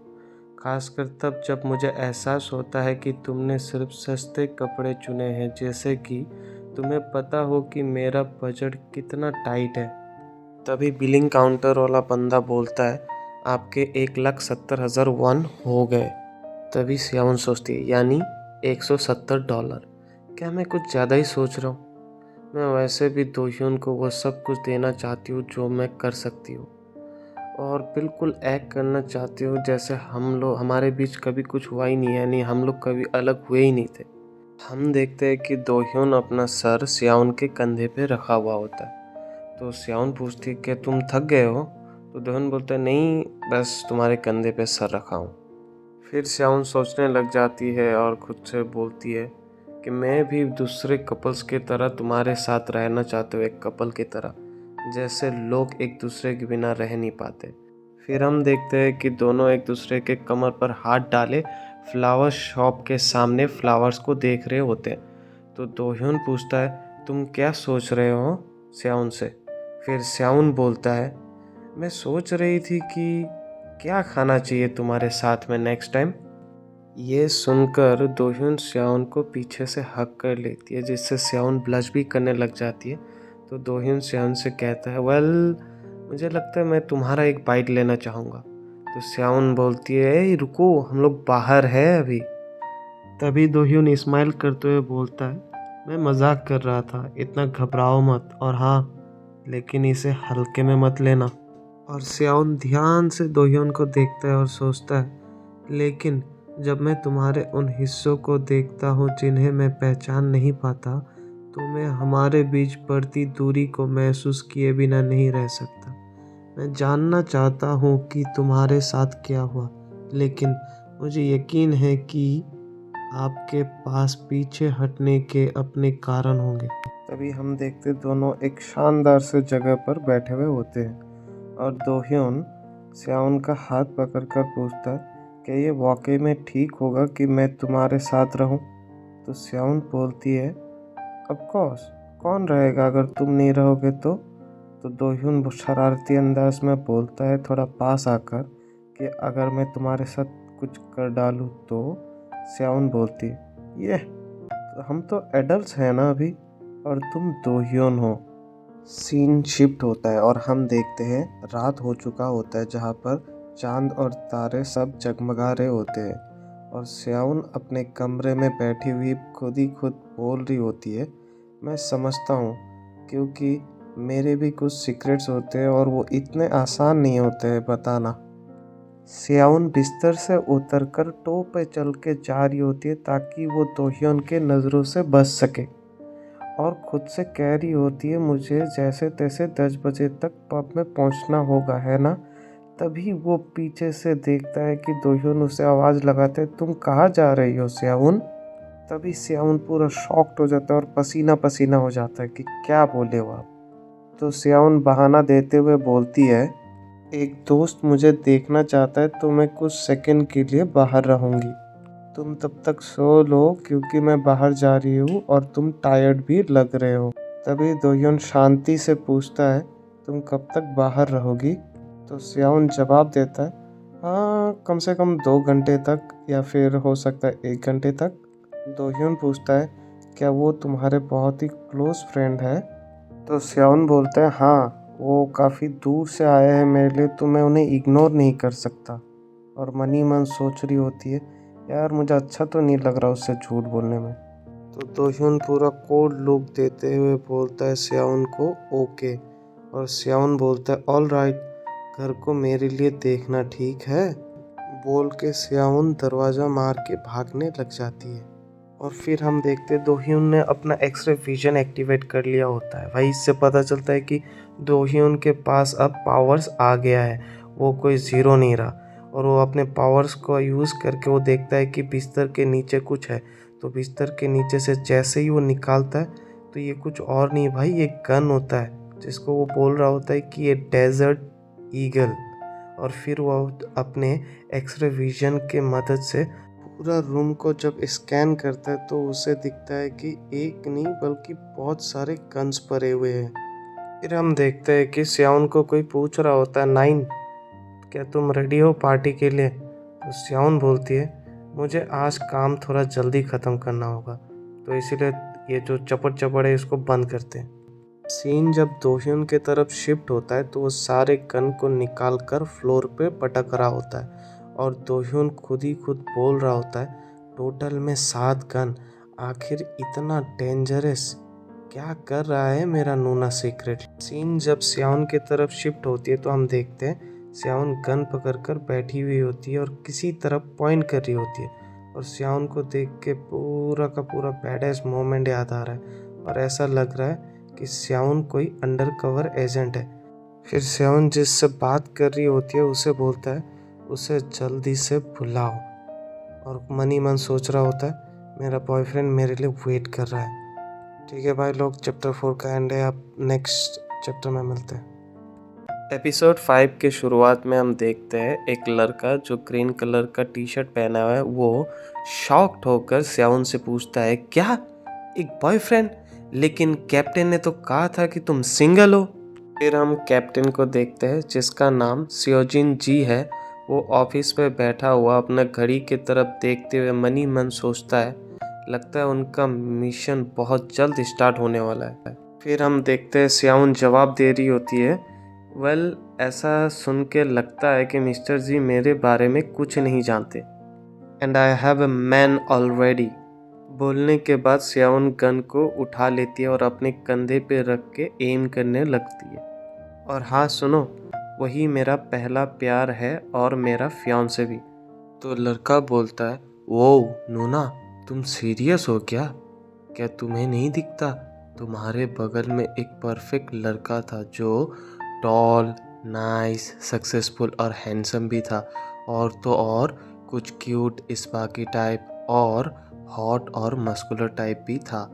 तुमने उन्हें सेकंड टाइम मुड़ के भी नहीं देखा, तुम उन्हें ऐसे देखते हो जैसे वो कोई फर्नीचर हो। और ये सब तुम क्या कह रहे हो नूना? अभी श्याओन जिसका एज 26 साल है जो मर्दों को फर्नीचर की तरह देखता है। तो श्याओन बोलती है, वेल वो थोड़ा डिफरेंट है, सो तुम्हें अपना फ्लर्टिंग बंद कर देना चाहिए मेरे साथ। मेरे बॉयफ्रेंड को अगर पता चला तो उससे बहुत जलन होगा। और लड़का बोलता है, क्या? मैंने कब फ्लर्ट किया तुम्हारे साथ? मैंने नहीं किया।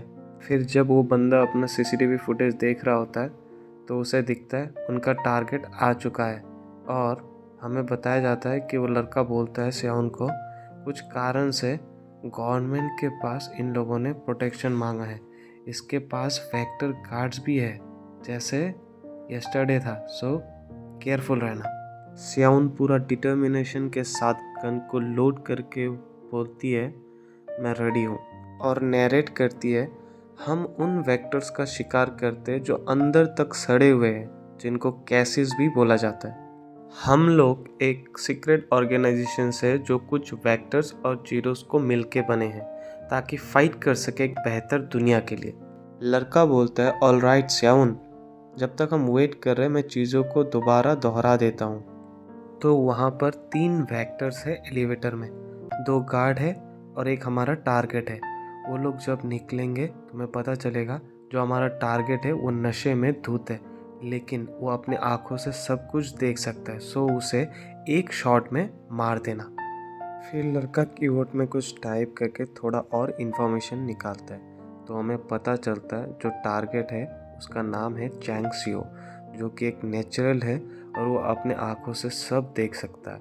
एंड फर्मा में वो फॉर्मर रिसर्चर रह चुका है और एडवोकेट भी था, जिससे वो पेन 00 को डिस्ट्रीब्यूट करेगा अंडर प्रिविलेज नेचुरल्स और जीरोस को, और साथ में उसके ऊपर शक किया जाता है इंटरनेशनल ड्रग रिंग्स के साथ उसका टाई अप है, और उसका जो बॉडीगार्ड है उनमें से एक इलेक्ट्रिसिटी को यूज़ कर सकता है जो कि है एक नेचुरली, लेकिन उसका नाम है जेसू एहन, और एक है जो कि सियोकिम जो कि फायर को यूज़ कर सकता है, और ये भी एक नेचुरल है क्योंकि इनके पास एक तरीके का पावर होता है।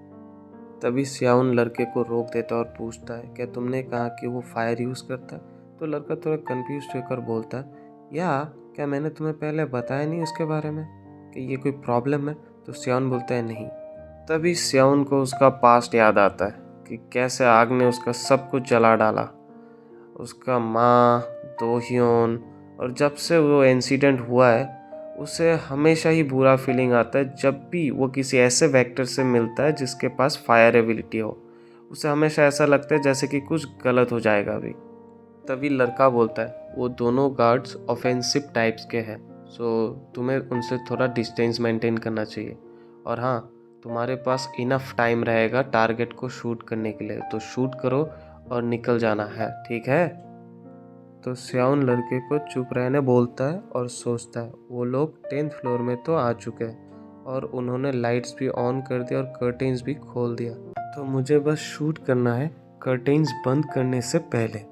तो लड़का बोलता है, वेल जब तुम उनको मार दो तो मुझे बता देना।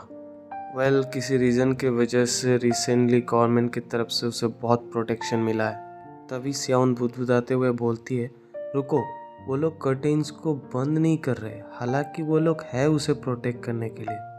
कुछ तो गलत है यहाँ पे। तो लड़का बोलता है चिल्ला के, नूना क्या ये कोई चाल है? तभी स्याउन बोलती है, लेकिन मैं अभी बैकआउट नहीं कर सकती, मुझे कैसे भी हो उसे आज मारना ही होगा, नहीं तो उसके वजह से बहुत लोग सफ़र करेंगे। अगर मैंने उसे जीने दिया तो काउंटलेस वल्नरेबल जीरोस एडिक्शन में पड़ जाएंगे और ड्रग्स की वजह से मारे जाएंगे। ये एक मैसेज होगा केसिस की तरफ से सारे के सारे वेक्टर्स के लिए। अगर वो लोग नियम को मानने से मना करेंगे तो केसिस एक ऐसा ऑर्गेनाइजेशन है जो जजमेंट को ला सकता है उन सारे पावरफुल वेक्टर्स के ऊपर जिनको सोसाइटी पूजा करती है। अब से एक्शन लिया जाएगा। हमारा गोल इस दुनिया में एक महान शक्ति के अस्तित्व को हर किसी के मन में अंकित करना है। तभी स्याउन गोली चला देता है और वो कांच को तोड़कर टारगेट के सर से निकल जाता है। तभी वो लड़का पूछता है, 9 क्या तुमने वो काम कर दिया है? तो स्याउन पूछती है, क्या तुम श्योर हो हमारा टारगेट एक नेचुरल है? तो लड़का बोलता है, हाँ मैं श्योर हूँ। तुम जानते हो मुझे इन्फॉर्मेशन कैसे मिला? मुझे हैक करना पड़ा गवर्नमेंट के सिस्टम को, तब जाके मुझे ये इन्फॉर्मेशन मिला। मैं पक्का श्योर हूँ उसके पास सिर्फ एक तरीके का पावर है जो आँखों से सब देख सकता है। तो स्याउन बोलती है, तुम गलत हो, उसके पास 2 तरीके का पावर है। तो लड़का बोलता है, क्या? तो उसका दूसरा पावर क्या है? उसका दूसरा पावर है कि वो क्लोन बना सकता है। तो लड़का चिल्ला के पूछता है, व्हाट? तभी स्याउन दोबारा गोली चलाता है और वो दोबारा टारगेट को हिट करता है। तभी लड़का पूछता है, क्या उसने तुम्हें देख लिया? तो स्याउन बोलती है, हाँ उसने मुझे देख लिया, लगता है उसे मारने के लिए वही जाना पड़ेगा। तो लड़का पूछता है स्याउन से, रुको, क्या तुम अकेली जाने वाली हो सकता है उसके पास और भी एबिलिटी हो जो वो छुपा रहा हो, और ऐसा लगता है ये पक्का एक ट्रैप है। ऐसा भी हो सकता है उसके अराउंड और भी गार्ड्स हो सकते हैं। तो स्याउन बोलती है, अब ऑलरेडी बहुत देर हो चुका है इससे बैकआउट करने के लिए। तभी हम देखते हैं उस बंदे को जिसके ऊपर स्याउन ने गोली चलाया होता है, वो जिसके पास विजन है सब देखने का, वो बंदा स्याउन को देख लेती है और बोलती है, देयर यू आर, मैंने तुम्हें देख लिया। तो स्याउन जिसको रिपोर्ट करता है उस बंदे को बोलता है कि उसने मुझे ऑलरेडी देख लिया और ढूंढ भी लिया। तो लड़का चिल्ला के उससे बोलता है, तो फिर नूना जल्दी वहाँ से भाग जाओ। हम लोग सिचुएशन को दोबारा रीअसेस कर लेंगे। और तभी स्याउन उसे टोकते हुए बोलता है, तुम जानते हो चीज़ें कैसा है, और अपना क्रोसबो उठा लेती है स्याउन। एक बार उनको पता चल जाए कि वो लोग डेंजर में हैं, वो लोग अपना डिफेंस को और तगड़ा कर देंगे। बोलकर स्याउन क्रॉसबो चला देता है जिसके साथ रस्सी अटैच्ड है, और वो जाके सीधा उस बिल्डिंग पे अटैच हो जाता है। और जैसे अटैच हो जाता है स्याउन उसके लिए जंप कर देती है और पीछे से उसका वो जो बंदा जिसको वो रिपोर्ट कर रहा था वो उसको चिल्लाते रह जाता है कि नूना नूना। स्याउन बोलती है अब जो मैस होगा उसे संभाल लेना और कैप्टन को भी बता देना। फिर लड़का गुस्से से बोलता है धत, उसने मेरा कॉल काट दिया, आखिर वो सोच क्या रही है। स्याउन जब खिड़की तोड़ के अंदर आ जाती है तो वेक्टर उसे देखकर मन ही मन सोचता है एक लड़की, वो भी एक जीरो। तो वेक्टर कहता है तुम जानते हो ना कि तुम मुझसे भाग नहीं सकते। अजीब से मुस्कुराते हुए और फिर से बोलता है वेल, अब मैं तुम्हें दिखाऊंगा एक जीरो के साथ क्या होता है जब वो किसी वेक्टर के साथ उलझता है। बोलकर जैसे ही वो अपना पावर यूज़ करने वाला था तो उसे पता चलता है कि वो अपना बॉडी हिला भी नहीं पा रहा है और स्याउन भी उसी वक्त उस पर चार्ज कर देती है। चार्ज करते हुए सोचती है अगर वो अपना बॉडी किसी दूसरे बॉडी में स्विच कर सकता है एक क्रिटिकल हिट लेने के बाद, तो मुझे उसे मारना पड़ेगा एक दूसरा क्लोन बनाने से पहले। वो फिर बोल के धड़ाम से उसको फ्लोर पे गिरा देता है और गिराने के बाद गन पॉइंट कर देता है। और ये देख के वेक्टर उसको बोलता है कमीनी, तेरा हिम्मत कैसे हो एक जीरो होके एक वेक्टर पे अटैक करना। तो स्याउन सोचती है क्या जीरो, और फिर पूछती है क्या जीरो और उनका क्या, बोल के गन चला देती है। फिर बैंग करके आवाज़ आता है। तभी लोग बोलने लगते हैं 10th फ्लोर पर आग लगा है, जल्दी से खाली कीजिए। और हम देखते हैं एक पुलिस वाली को एक बंदा बोल रहा होता है जल्दी से फायर डिपार्टमेंट के वेक्टर को बुलाइए। तो पुलिस वाली वॉकी टॉकी निकाल कर बुलाने लगती है और हम देखते हैं स्याउन ग्राउंड पे लैंड कर चुका है वॉल से उतरते हुए और सोचता है मेरा घाव अब खुल चुके हैं इन वॉल को क्लाइंब करने की वजह से, मुझे जल्दी से जल्दी घर जाना होगा, दोह्योन मेरे लिए वेट कर रहा होगा। तभी हम देखते हैं एक वेक्टर स्याउन के पास आता है, आके बोलता है क्या तुम केसिस हो या कोई भी हो, क्या तुम्हें कोई आइडिया भी है तुमने हमें किस तरीके से परेशान किया है इन दिनों, और कांग्रेसमैन के कंटेनर के आसपास चुपके से घूम रहे थे है ना। बोलकर वो अपना उंगली ऊंचा करके वो उस पर आग जला लेता है। और तभी हम देखते हैं स्याउन सोचता है तो हाँ उसके आसपास वाकई में और भी गार्ड्स था और वो एक फायर यूज़र है ना। आज दूसरी बार ऐसा हुआ है, क्या ये महज एक कोइंसिडेंस होने के लिए बहुत ज़्यादा नहीं है। फिर वो वेक्टर वाला बंदा अपने आसपास आग को जलाते हुए माहौल को गर्म करते हुए स्याउन को ठंडे नज़र में और मुस्कुराते हुए बोलता है अच्छा तो क्यों ना तुम ये मूर्खता बंद करो और मेरे साथ चलो। और स्याउन सोचती है अच्छा तो ये वो पर्पल फ्लेम है जो कि सबसे हाई लेवल पे है। और फिर स्याउन को याद आता है उसने दोह्योन को कहा था कि मेरे लिए घर को देखना, तो वो ठान लेता है कि वो दोह्योन के पास ज़रूर जाएगा फिर चाहे कुछ भी हो जाए बोल के वो अपने पीछे टाइटली चक्कू को ग्रैब कर लेती है। और ग्रैब करने के बाद वो देखती है अचानक से वो वेक्टर वाला बंदा जो उसे पर्पल फ्लेम से डरा रहा था वो एकदम राख बन गया। वो सिर्फ आखिरी बार आह कह पाया शब्द के मामले में और कुछ नहीं कह पाया। और ये देख के तो स्याउन पूरी तरीके से शॉक्ड हो जाता है और बोलता है व्हाट, ये क्या हुआ। तभी हम देखते हैं दोह्योन को जिसके बॉडी के अराउंड वाइट फ्लेम जल रहा होता है और वो नैरेट करता है एक ब्यूटीफुल सा वाइट फ्लेम फ्लेम के मामले में सबसे पावरफुल में से एक है।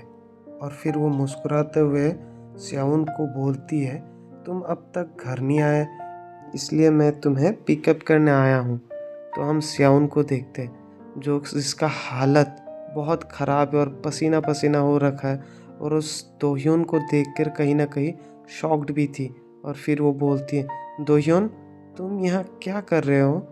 तभी हम देखते हैं कि दोह्योन अपने आग से सब कुछ मिटाने लगती है, प्रूफ वगैरह जो कुछ भी था। फिर दोह्योन बोलता है, मुझे फायर से नफरत है, तुम देख सकते हो, इसलिए मैंने सीख लिया इसको कैसे यूज़ करना है। क्या तुम्हें चोट लगा है? मुझे देखने दो। तभी सियाउन पूछती है दोह्योन से, क्या तुम लिक्सी हो? क्या तुम्हारे पास सुपर पावर्स है? तो दोह्योन बोलता है, हाँ, नहीं तो मैंने तुम्हें 10 साल पहले क्यों छोड़ा होता? तो सियाउन सोचती है, 10 साल पहले? वेट, तुम 10 साल पहले से लिक्सी थे? जब शून्य लिक्सी बन जाता है, सरकार उन पे रिसर्च करने के लिए अपने साथ ले जाती है। तभी दोह्योन बोलता है, जो सबसे ज़्यादा मैटर करता है, बात यह है कि मुझे 10 साल तक कहीं कैद करके रखा गया था। तुम्हें दोबारा देखने के लिए मैं मर रहा था। तभी सियाउन पूछती है दोह्योन से, क्या तुम्हें किसी ने एज ए लिक्सी रिपोर्ट किया था? ये बात सुनकर दोह्योन अपने हाथ का ग्रिप सियाउन के कंधे पर टाइट करके बोलता है, हाँ, तुमने किया था सिया, तुमने मुझे एज ए लिक्सी रिपोर्ट किया था, याद है तुम्हें? एपिसोड 6 के शुरुआत में दोह्योन सियाउन से कहता है, सिया, तुम ही वो थी जिसने मुझे एज ए लिक्सी रिपोर्ट किया था, क्या तुम्हें याद है? ये बात सुनकर सियाउन को ऐसा झटका लगता है जैसे उसके दिल पे किसी ने छुरी चला दिया। और फिर सियाउन पूछती है, क्या? तुम आखिर किस बारे में बात कर रहे हो? मैंने सोचा था कि तुम उस दिन मर गए थे। तब दोह्योन सियाउन का हाथ को सहलाते हुए बोलता है, मैंने तुमसे कहा ना, मैं उस दिन घर पे नहीं था जिस दिन आग लगा था। हालांकि अपने इच्छा से तो बिल्कुल नहीं था। तो सियाउन उसके कपड़े को खींचते हुए पूछती है, क्यों? क्या कोई तुम्हें घर से खींच कर बाहर ले गया? तो दोह्योन बोलता है, हाँ। फिर दोह्योन सियाउन को पकड़ता है और अपने बाहों में उठा लेता है और बोलता है, गवर्नमेंट से कुछ लोग आए थे और मुझे ले गए थे जब तुमने उन्हें कॉल किया था तब सियाउन गुस्से से बोलती है, नहीं, मैंने कभी गवर्नमेंट को कॉल नहीं किया। फिर दोह्योन सियाउन को एक झलक देखते हुए सोचता है, अगर तुम इसे इसी तरीके से समझना चाहते हो तो ऐसा ही सही। तभी आसपास के लोग ग्लास टूटने की आवाज़ सुनते हैं और वहीं पर एक पुलिस वाली बोल रही होती है, और लोग बुलाओ इस एरिया को सर्च करने के लिए।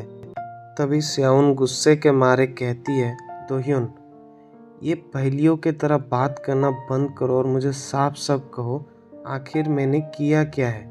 तब दोह्योन बोलता है, चुप रहो, अगर यह पकड़ी नहीं जाना चाहती तो। और सियाउन सोचती है, कुछ तो गलत है, आखिर मैं दोह्योन को एज ए लिक्सी गवर्नमेंट को रिपोर्ट क्यों करूँगा? इस बात का कोई सेंस नहीं बनता, और आखिर मैं ही क्यों उसे एज ए लिक्सी रिपोर्ट करूँगी? तभी सीन सियाउन के बिल्डिंग की तरफ शिफ्ट होता है, जहाँ पर कुछ कुत्ते भौंक रहे होते हैं, और हम देखते हैं अंदर दोह्योन सियाउन को लेटा रहा होता है, और सियाउन दर्द में चीख पड़ती है, आह आह। तो दोह्योन को सियाउन का दर्द देखा नहीं जा रहा था, इसलिए उसने बोला, पीठ के बल लेट जाओ। तो सियाउन जैसे ही लेटने वाली थी तो वो देखती है घर के अंदर गन्स, गोलियां सब पड़े हुए हैं। तो सियाउन शॉक्ड हो जाती है और वो एक झलक दोह्योन की तरफ देखता है, देखकर पूछता है, आखिर चल क्या रहा है यहाँ पर? तुमने ये सब कैसे ढूंढा? तो दोह्योन बहुत ही शांत अंदाज में बोलता है, ऑफ कोर्स सुपर पावर से। क्या ये सब तुम्हें घिनौना लगता है? तो सियाउन दोह्योन की तरफ एक ऐसे नज़र से देखती है जैसे उसे समझ नहीं आ रहा कि बोले तो बोले क्या। तो वो बोलता है, आखिर तुम कहना क्या चाहते हो? तो दोह्योन सियाउन के हाथ को पकड़कर थोड़ा सहलाते हुए बोलता है, देखो, मेरे पास एक्सरे विजन है, तो इस तरीके का कोई चीज़ मेरे लिए बहुत आसान है निकाल लेना, ये बहुत ही आसान है। तो सियाउन सोचती है और फिर बोलती है, क्या इससे पहले तुमने फायर पावर यूज़ नहीं किया था?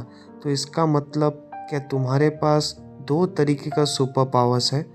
तब दोह्योन बहुत ही शांत अंदाज में बोलता है, ज़्यादा हिलो मत, बस बैठ ही रहो और मैं तुम्हारा घाव चेक करने वाला हूँ, तो चीखना मत। आई नो मैं तुम्हें अभी डिस्गस्टिंग लगूंगा, बट तुम्हारे पास इसके अलावा कोई चॉइस नहीं है अभी। बोलकर दोह्योन स्याउन का जैकेट खोलने लगता है और स्याउन खो सा जाता है अपने ख्यालों में कि डिस्गस्टिंग मैं और दोह्योन के साथ जस्ट उसके सुपर पावर्स की वजह से। ये सब सोचकर स्याउन रोने लग जाती है और दोह्योन के चेहरे को अपने हाथों से पकड़कर बोलता है, नहीं ये सच नहीं है दोह्योन, मुझे नहीं पता था कि तुम्हारे पास कोई पावर्स एग्जिस्ट भी करता है। बोलकर वो दोह्योन के गले लगकर रोने लगता है। रोते हुए स्याउन पूछती है, दोह्योन क्या तुम सच में लिक्सी हो? तो दोह्योन बोलता है, तुम इसका जवाब ऑलरेडी जानते हो, तो फिर क्यों ऐसा प्रिटेंड कर रहे हो कि तुम कुछ नहीं जानती? आखिर प्रिटेंड क्यों कर रहे हो जैसे तुम कुछ नहीं जानती? बोल के उसे हाथ से पकड़ता है और थोड़ा सा धक्का दे के पीछे लेता है और बोलता है, जस्ट बिकॉज तुम इनोसेंट दिखना चाहते हो या क्या? और स्याउन इमोशनल होकर बस इतना ही बोलता है, दोह्योन। तो दोह्योन थोड़ा गुस्सा करते और बोलता है, वो फेस मत बनाओ, इससे मैं कंफ्यूज्ड होता हूँ। क्या तुम वाकई सोचती हो कि मुझे नहीं पता कि तुमने क्या किया नूना? क्या तुम वाकई सोचती हो कि मैं कुछ नहीं जानता, जस्ट बिकॉज तुमने कभी बॉदर नहीं किया चेक करने का कि कितने तरीके के पावर्स मेरे पास है और वो क्या क्या है? फिर फ्लैशबैक से हमें पता चलता है कि कैसे दोह्योन ने अपने एक्सरे विजन का यूज़ करके देखा था कि स्याउन उससे दूर जा रहा था और जिस बात ने उसे झकझोर दिया था। और दोह्योन कहता है, तुमने हमेशा से ही सही काम करने को बहुत महत्व दिया है। और हम देखते हैं स्याउन किसी को फ़ोन पर बोल रहा होता है, हाँ यह एक ज़ीरो है जिसने अपना सुपर पावर्स को यूज़ किया है और ये मैंने अपने आँखों से देखा है। फिर दोह्योन बोलता है, मैं कैसे भूल सकता हूँ जब तुम मेरे अगेंस्ट हो गए थे और मुझे अथॉरिटीज़ को रिपोर्ट किया था एज ए लिक्सी बोलकर।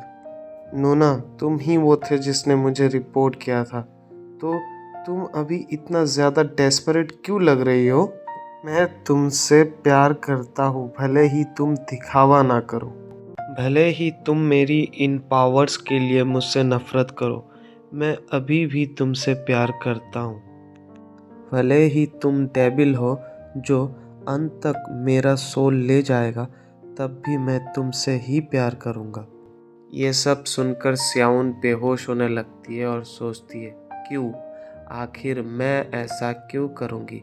और स्याउन बेहोश हो जाती है और बेहोश होकर जैसे ही वो गिरने लगता है तो दोह्योन उसे फटाक से पकड़ लेता है और पुकारता है, नूना नूना। फिर दोह्योन जल्दी से स्याउन का जैकेट उतारने लगता है और कहता है, उसका घाव मेरे सोच से कई ज़्यादा गहरा है। उसने ऐसा क्या किया था कि उसे इतनी बुरी तरीके से चोट लग गई? उसकी सांसें भी धीरे धीरे नर्म होती जा रही है। और फिर जब दोह्योन गन्स की तरफ नज़र डालता है तो सोचता है, उसके घर में इतने सारे वेपन्स क्या कर रहे हैं? और ये फैक्ट कि जब मैंने उसे पाया तो उसने अजीबोगरीब कपड़े पहने हुए थे और उसका पीछा किया जा रहा था, मतलब मुझे उसे हॉस्पिटल नहीं ले जाना चाहिए। फिर दोह्योन स्याउन के गाल पे थपथपाता है उसे जगाने के लिए, लेकिन स्याउन नहीं जागती। तो दोह्योन बोलता है, मैं तुम्हारे लिए कुछ भी करूँगा और अभी सिर्फ मेरे पास एक ऑप्शन बचा है। बोल के वो मोबाइल के तरफ टर्न करता है और देखने लगता है और बोलता है, मुझे नफ़रत है उनसे संपर्क करना, लेकिन नोना क्या तुमने कभी किसी इम्पोर्टेंट इंसान को पूरे 10 साल तक याद किया है? जब हम अलग थे तब मेरी ज़िंदगी कुछ ऐसी ही थी, लेकिन मैं भी तब तक ठीक हूँ जब तक तुम ठीक हो।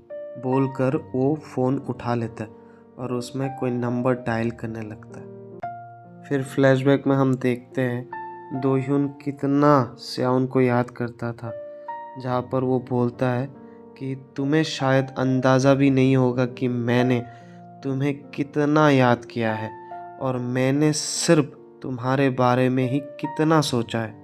मुझे बार बार इस बात का गुस्सा आता रहा कि तुमने मेरी पोल खोल दी, लेकिन मुझे तुम्हारी याद उससे कई ज़्यादा आई जितनी मुझे तुमसे नफ़रत थी।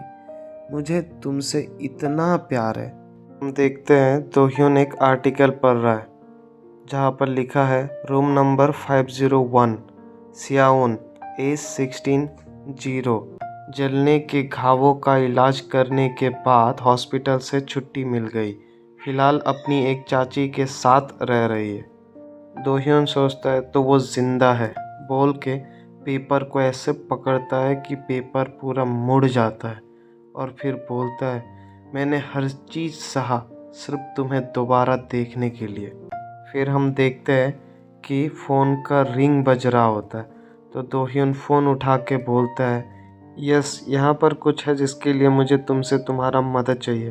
तो सामने से उसे बोलता है वो वाला बंदा वेल मैं वेट कर रहा था तुम्हारे कॉल के लिए। बोलो मैं तुम्हारा किस तरीके से मदद कर सकता हूँ मिस्टर दोह्यून, जस्ट तुम बोल दो और ये मैं कर दूँगा। तभी दोह्यून उस बंदे को बोलता है तुमने अभी तक मुझे ट्रैक कर लिया होगा जिस मोमेंट पे मैंने तुम्हें कॉल किया था, तो जल्दी से जल्दी यहाँ एक हीलर भेजो अभी के अभी। तो सामने वाला बंदा दोह्यून को बोलता है यस सर, मैं अभी एक को बुला लेता हूँ। और फिर दोबारा दोह्यून के फ़ोन पे कॉल बजता है तो दोह्यून पिकअप करके बोलता है तुम्हारे आवाज़ में उत्साह साफ झलक रहा है ना।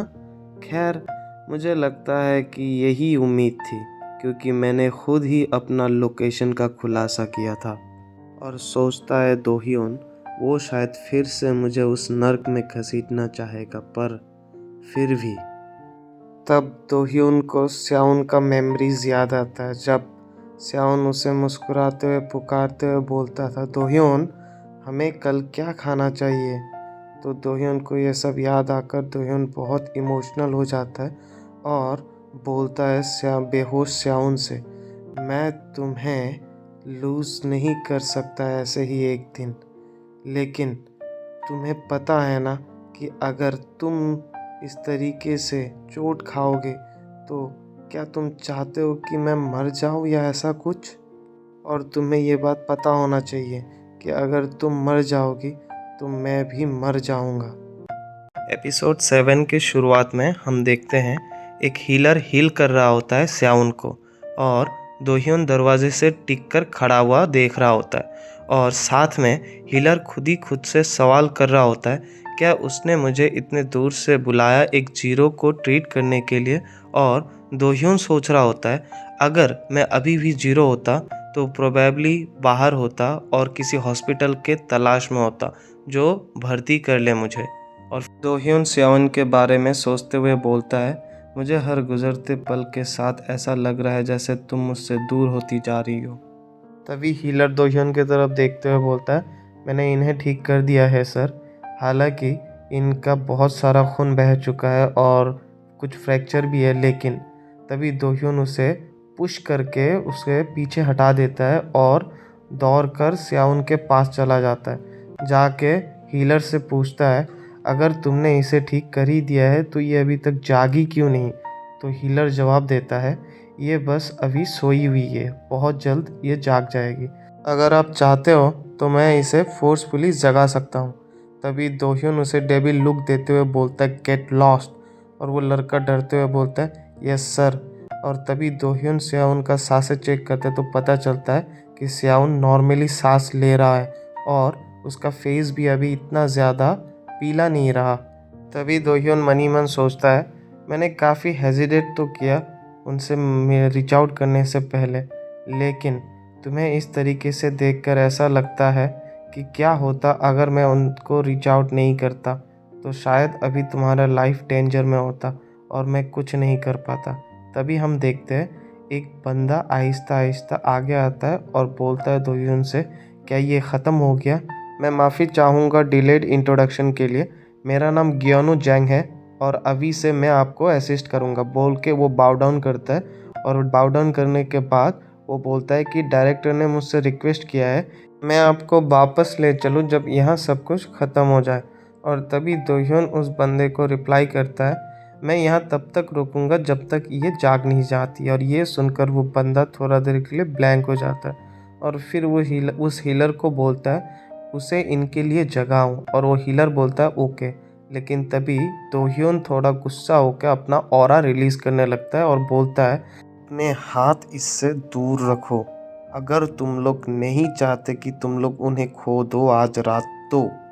और फिर हम देखते हैं उन लोगों को जिन पर दोह्योन ने अपना प्रेशर रिलीज़ किया होता है और उनका हालत बहुत ख़राब हुआ रहता है और वो लोग सोचते इम्पॉसिबल, ये इतना ज़्यादा इंटेंस प्रेशर दे रहा है जबकि ये सिर्फ 25 साल का है।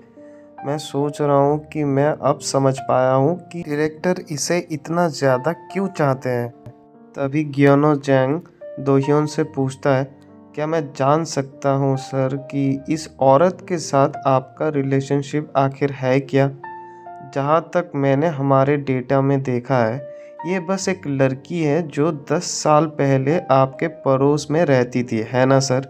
अभी दोह्योन सोचता है, आखिर क्या रिलेशनशिप है मेरा इसके साथ?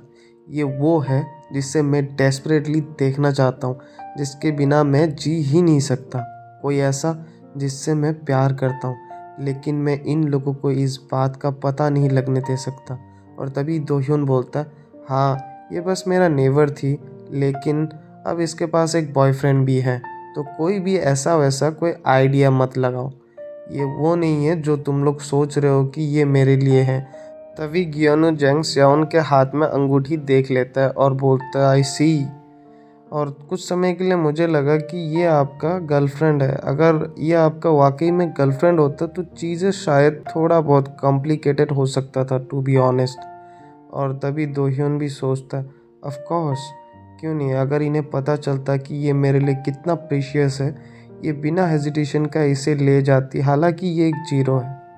तभी दोह्योन ग्योनो जैंग को बोलता है, जैसा कि तुमने कहा ये बस मेरा नेबर है, लेकिन 10 साल पहले लगी उस आग में हर किसी को मैं अपना फैमिली ही मानता था जो सब खो गए।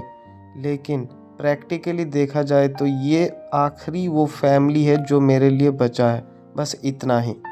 तभी दोह्योन को याद आता है उसने स्याउन से कहा था, मुझे बस थोड़ा सा टाइम दे दो, एक बार मैंने सब कुछ सॉर्ट आउट कर लिया तो हम लोग एक घर खरीद लेंगे और हम शादी कर लेंगे, तब हम बन जाएंगे एक रियल फैमिली, है ना नूना?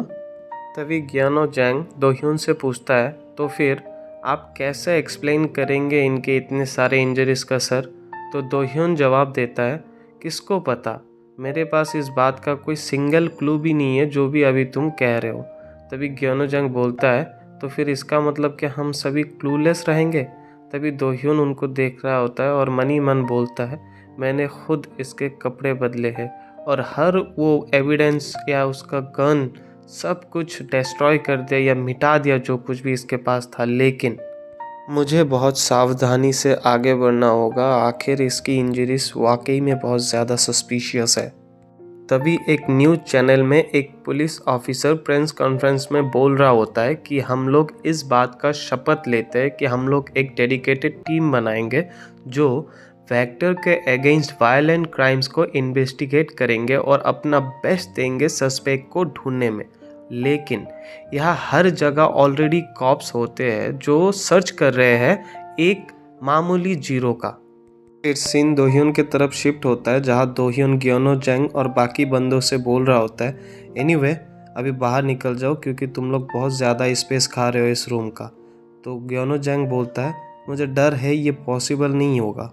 तभी दोह्योन बोलता है, मैं इस बात पे टाइम वेस्ट नहीं कर सकता कि वो जब जाग जाएगी तो मैं उसे इस बात का एक्सप्लेनेशन दूँ आखिर तुम लोग यहाँ क्या कर रहे हो, तो इसीलिए बाहर निकल जाओ। इसके अलावा तुम लोग भी नहीं चाहोगे उसे तुम लोगों पर शक हो, है ना? तभी ग्योनो जंग बाउ डाउन करके बोलता है, ठीक है सर। फिर हम लोग दरवाजे के बाहर वेट कर रहे हैं और तभी दोhyun उन्हें एक नज़र देखता है और फिर हम देखते हैं एक 3 लाइन्स वाला फ्लैट बंदा दरवाज़ा बंद कर रहा होता है, जो और कोई नहीं ग्योनो जैंग होता है। तभी दोhyun मन ही मन सोचता है, तो उन लोगों ने मेरे पीछे एक फ्लैट को भी भेज दिया। वो लोग वाकई नहीं चाहते कि मुझे दोबारा खो दे, है ना। तभी दोhyun बेहोश स्याउन का गाल को सहलाते हुए बोलता है, ऐसा लगता है हमें दोबारा अलग होना पड़ेगा, लेकिन मैं इतना ज़्यादा अब इम्पेशेंट नहीं रहूँगा। मैं कोई ऐसा वैसा बच्चा नहीं हूँ जो पूरा ज़िंदगी भर भूखा रहा हूँ। तभी उसे याद आता है कैसे उसने स्याउन के हाथों पे हाथ दबोचा था, तो स्याउन ने उसे बोला था मुझे थोड़ा सा टाइम चाहिए सोचने के लिए। तभी दोhyun बोलता है, आई गेस तुम मुझे अभी भी वही 15 साल वाले बच्चे समझते हो, है ना। लेकिन ये अभी के लिए तो काम कर गया। सही भी है, क्योंकि इससे तुम्हारे छोटे भाई होने का नाटक करना आसान होना चाहिए, है ना। लेकिन जो असली प्रॉब्लम है वो हूँ मैं और मेरा लैक ऑफ पेशेंस। मैं सोचता हूँ कि कैसे हमारे बीच चीज़ें इतने ज़्यादा गलत जाने लगे। तभी दोhyun को याद आता है कैसे स्याउन ने उसे बोला था कि उसने कभी गवर्नमेंट को कॉल नहीं किया था, और ये उसका पहला बार था जब उसने मुझे देखा था। और स्याउन ने रोते हुए दोhyun के बाहों में बोला था कि ये सही नहीं है दोhyun, मैं नहीं जानती थी कि तुम्हारे पास कोई पावर्स है या नहीं। दोhyun सोचता है कि क्या आखिर तुमने तुम्हारा मेमोरी मिटा लिया था, क्योंकि जो तुमने मेरे साथ किया उससे तो तुम मुझे मुंह तक नहीं दिखा सकते। मैं तो यही चाहूँगा, क्योंकि मज़े की बात तो ये है कि मुझे ये काफ़ी हद तक प्यारा लगता है। तभी हम देखते हैं कोई ठक ठक करके आवाज़ कर रहा होता है, तो दोhyun घूर के देखता है कि दरवाजे से कोई अंदर आ रहा है, और जो अंदर आ रहा है वो बंदा पूछता है कौन हो तुम। तो दोhyun उसकी तरफ देख के पूछता है कि तुम कौन हो। तो फिर वो बंदा पूछता है तुम सिया के घर पे क्या कर रहे हो। एपिसोड 8 के शुरुआत में हम देखते हैं स्याजुन जी गाड़ी को बहुत ही तेज भगाकर लेके जा रहा है, और ये स्याजुन जी और कोई नहीं स्याउन का हेड है जिसने उसे काम दिया था। तभी स्याउन का जो को वर्कर है और जो स्याउन के साथ इंफॉर्मेशन या मैसेज जो डिलीवर कर रहा था उस टाइम पे, वो स्याजुन जी को बोलता है, कैप्टन जब से उसने मुझसे बात करना बंद कर दिया है मैं उससे संपर्क नहीं कर पा रहा हूँ, और मैं उसका लोकेशन भी ट्रैक नहीं कर पा रहा हूँ, और हर जगह पुलिस है। हमें क्या करना चाहिए कैप्टन। यह सुनकर स्याजुन जी जो सबका कैप्टन है वो गाड़ी को और तेज भगाने लगता है। तभी उसके मोबाइल पे कुछ मैसेजेस पॉपअप होते हैं, जो मैसेजेस आए होते हैं लेफ्टिनेंट ह्योनचल किम के जरिए, जहां ह्योनचल किम ने लिखा है, सर मुझे बहुत खेद है, मैं सस्पेक्ट का पता नहीं लगा पाया। विटनेसेस के हिसाब से वो उसका शोल्डर इंजर्ड है और वो आसपास ही कहीं होना चाहिए। आज रात हम उनकी तलाश करेंगे और उन्हें गिरफ्तार कर लेंगे। कैप्टन सारे नोटिफिकेशंस को पढ़कर क्लियर करने के बाद वो उस एम्प्लॉय को बोलता है, जब तक मैं दोबारा तुमसे कांटेक्ट नहीं करता हूँ तब तक तुम वेट करो, और मैं खुद ढूंढूंगा स्याउन को वो कहाँ है। बोलकर कॉल कट कर देता है और स्याउन के सोसाइटी की तरफ स्पीड में भगाकर लेके जा रहा होता है। और जैसे ही वो स्याउन के सोसाइटी में पहुंचता है उसे दिखता है दो बहुत ही महंगी और एक्सपेंसिव कार्स। तो कार्स को देख के कैप्टन सोचता है कुछ तो गलत है यहाँ पर। दो एक्सपेंसिव कार, वो भी एक जीरो के नेबरहुड में। अभी कैप्टन स्याजुन जी अपनी कार से उतरता है और कार के दरवाजे को बंद करके कदम बढ़ाकर जैसे ही स्याउन के अपार्टमेंट की तरफ जाने लगती है, तो पीछे से ग्योनो जैंग के बंदे उसे बुलाते हैं, और बुलाने की वजह से जो कैप्टन है वो थोड़ा टाइम के लिए फ्रीज हो जाते हैं। और पीछे से ग्योनो जैंग के बंदे कैप्टन से पूछ रहा होता है, आप कौन से अपार्टमेंट की तरफ जा रहे हैं सर। ये सुन के जो स्याजुन जी है वो आहिस्ता से टर्न करता है, और टर्न करने के बाद वो पूछता है, क्या तुम लोग पुलिस से हो। तभी ग्योनो जैंग के बंदे बोलते हैं, सर प्लीज सवाल का जवाब दीजिए। तभी स्याजुन जी उनके हाथों को ऑब्जर्व करते हैं और उसे दिखता है एक ब्रेसलेट 3 लाइंस वाला और एक वॉच 2 लाइंस वाला, और वो सोचता है एक फ्लैट और एक जनरल है। इसका मतलब वो अभी भी अपने आप को बैंडेज लगा रही होगी। लेकिन सियाउन को पर्सनल और ऑफेंसिव टाइप वेक्टर्स मिले हैं जो उसके लिए बाहर बैठे हैं, है ना। तभी हमें पता चलता है जो पर्सनल सुपर पावर्स है वो सिर्फ पर्सनली यूज़ किया जाता है और जो ऑफेंसिव टाइप सुपर पावर्स है उससे डिस्ट्रॉय किया जाता है। तभी सियोनजी ग्यानो जैंग को बोलता है मैं रूम नंबर 201 की तरफ जा रहा हूँ। तभी ग्यानो जैंग सियोनजी से पूछता है आखिर तुम्हें वहाँ क्या काम है। तभी सियोजन जी बोलता है क्या काम का क्या मतलब है, मैं अपने गर्लफ्रेंड से मिलने जा रहा हूँ, क्या इससे कोई प्रॉब्लम है तुम लोगों को। तभी ग्यानो जैंग मनी मन सोचता है उसे दोह्योन ने कहा था कि इस लड़की का एक बॉयफ्रेंड है हालांकि। तो ग्यानो जैंग बोलता है ठीक है सर आप ऊपर जाइए। सीन शिफ्ट होता है और हम देखते हैं सियोजन जी दोह्योन को बोल रहा होता है मेरा नाम सियोजन जी है और मैं सियाउन का गार्जियन हूँ। तो दोह्योन थोड़ा शॉक्ड होकर बोलता है क्या तुम इसका गार्जियन हो। सियोजन जी दोह्योन को घूर के देख रहा होता है और सोच रहा होता है मुझे पता था यहाँ कुछ तो चल रहा है उन सारे वेक्टर्स के साथ जो बाहर है, लेकिन मैंने नहीं सोचा था ये एक जीरो निकलेगा। तो दोह्योन मजाकिया अंदाज में बोलता है अब कब से एक फ्लैट सियाउन का गार्जियन होने लग गया। ये सुनकर सियोजन जी अपना चश्मा उतारते हुए बोलता है अगर तुम चाहते हो कि मैं तुम्हें जवाब दूँ उससे पहले तुम्हें जवाब देना होगा, मैंने तो अपना नाम भी बता दिया, क्या मैंने ऐसा नहीं किया। तभी दोह्योन बोलता है वेल मैं उस तरीके का बंदा नहीं हूँ जो इतने आसानी से अपना नाम बता दे। और ये सुन के सियोजन जी मनी मन सोचता इंटरेस्टिंग और अपने चश्मे को अपने कोट में रख रहा होता है और बोलता है क्या तुम जानते हो कि तुम कितने सस्पिशियस लग रहे हो। अभी जो सिया है वो अपने रूम पे कभी भी किसी मैन को आने नहीं देती, तुम्हें पता है ना। तो दोह्योन बोलता है तो क्या तुम भी उनमें से एक नहीं हो क्या। तभी सियोजन जी बोलता है नहीं मैं एक एक्सेप्शन हूँ ऑफ कोर्स। तो दोह्योन उसके तरफ देखकर पूछता है एक एक्सेप्शन हो तुम। तभी सियोजन जी अपना जूता उतारते हुए रूम के अंदर आते हुए बोलता है क्या तुम वाकई में चाहते हो कि मैं तुम्हें यहाँ सब कुछ एक्सप्लेन करूँ। मुझे लगता है तुम्हें इसे समझना ज़्यादा मुश्किल नहीं होना चाहिए कि एक पुरुष को एक महिला के घर का पासवर्ड कैसे पता है ना। तभी दोह्योन उसे शक की नज़र से देखता है और सोचता है मैंने सुना है कि आग लगने के बाद उसे उसके रिश्तेदार के हवाले कर दिया गया था, लेकिन किसी भी हालत में मुझे वो आदमी उसका भाई तो नहीं लगता। उसकी आंखों को देखकर ऐसा लगता है कि ये एक ऐसे मर्द की आंखें हैं जो सब कुछ कंट्रोल करना चाहता हूँ। मुझे ये बात पसंद नहीं है कि तुम्हारे बारे में मुझे कुछ पता नहीं है सियाउन। आखिर कौन है ये मर्द सिया जो तुम्हारे लिए इस तरीके से स्टैंड ले रहा है और अपने आप को तुम्हारा बॉयफ्रेंड बोल रहा है।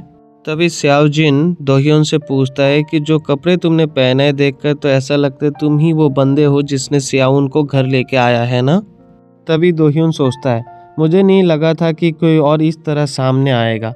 मैंने जिन लोगों को फ़ोन किया था उन्हें स्थिति का मोटा मोटा अंदाज़ा था, इसीलिए मैंने कपड़े बदलने की जहमत नहीं उठाई, लेकिन इसकी वजह से मुझे परेशानी का सामना करना पड़ा है। तभी सियाउन होश में आने लगती है और दोनों ध्यान से सियाउन को देखने लगते हैं और जैसे सियाउन का आंखें खोलता है तो फिर दोह्योन उसे पुकारता है नूना, लेकिन जो शब्द सियाउन बोलता है वो है ओप्पा। और ये सुन के थोड़ा बहुत बुरा लग जाता है दोह्योन को। ओप्पा ओल्डर मेल्स को बुलाया जाता है कोरिया में। तभी सियाओजिन सियाउन को बोलता है अरे मुझे नहीं लगा था कि हमारे यहाँ कोई मेहमान आएगा।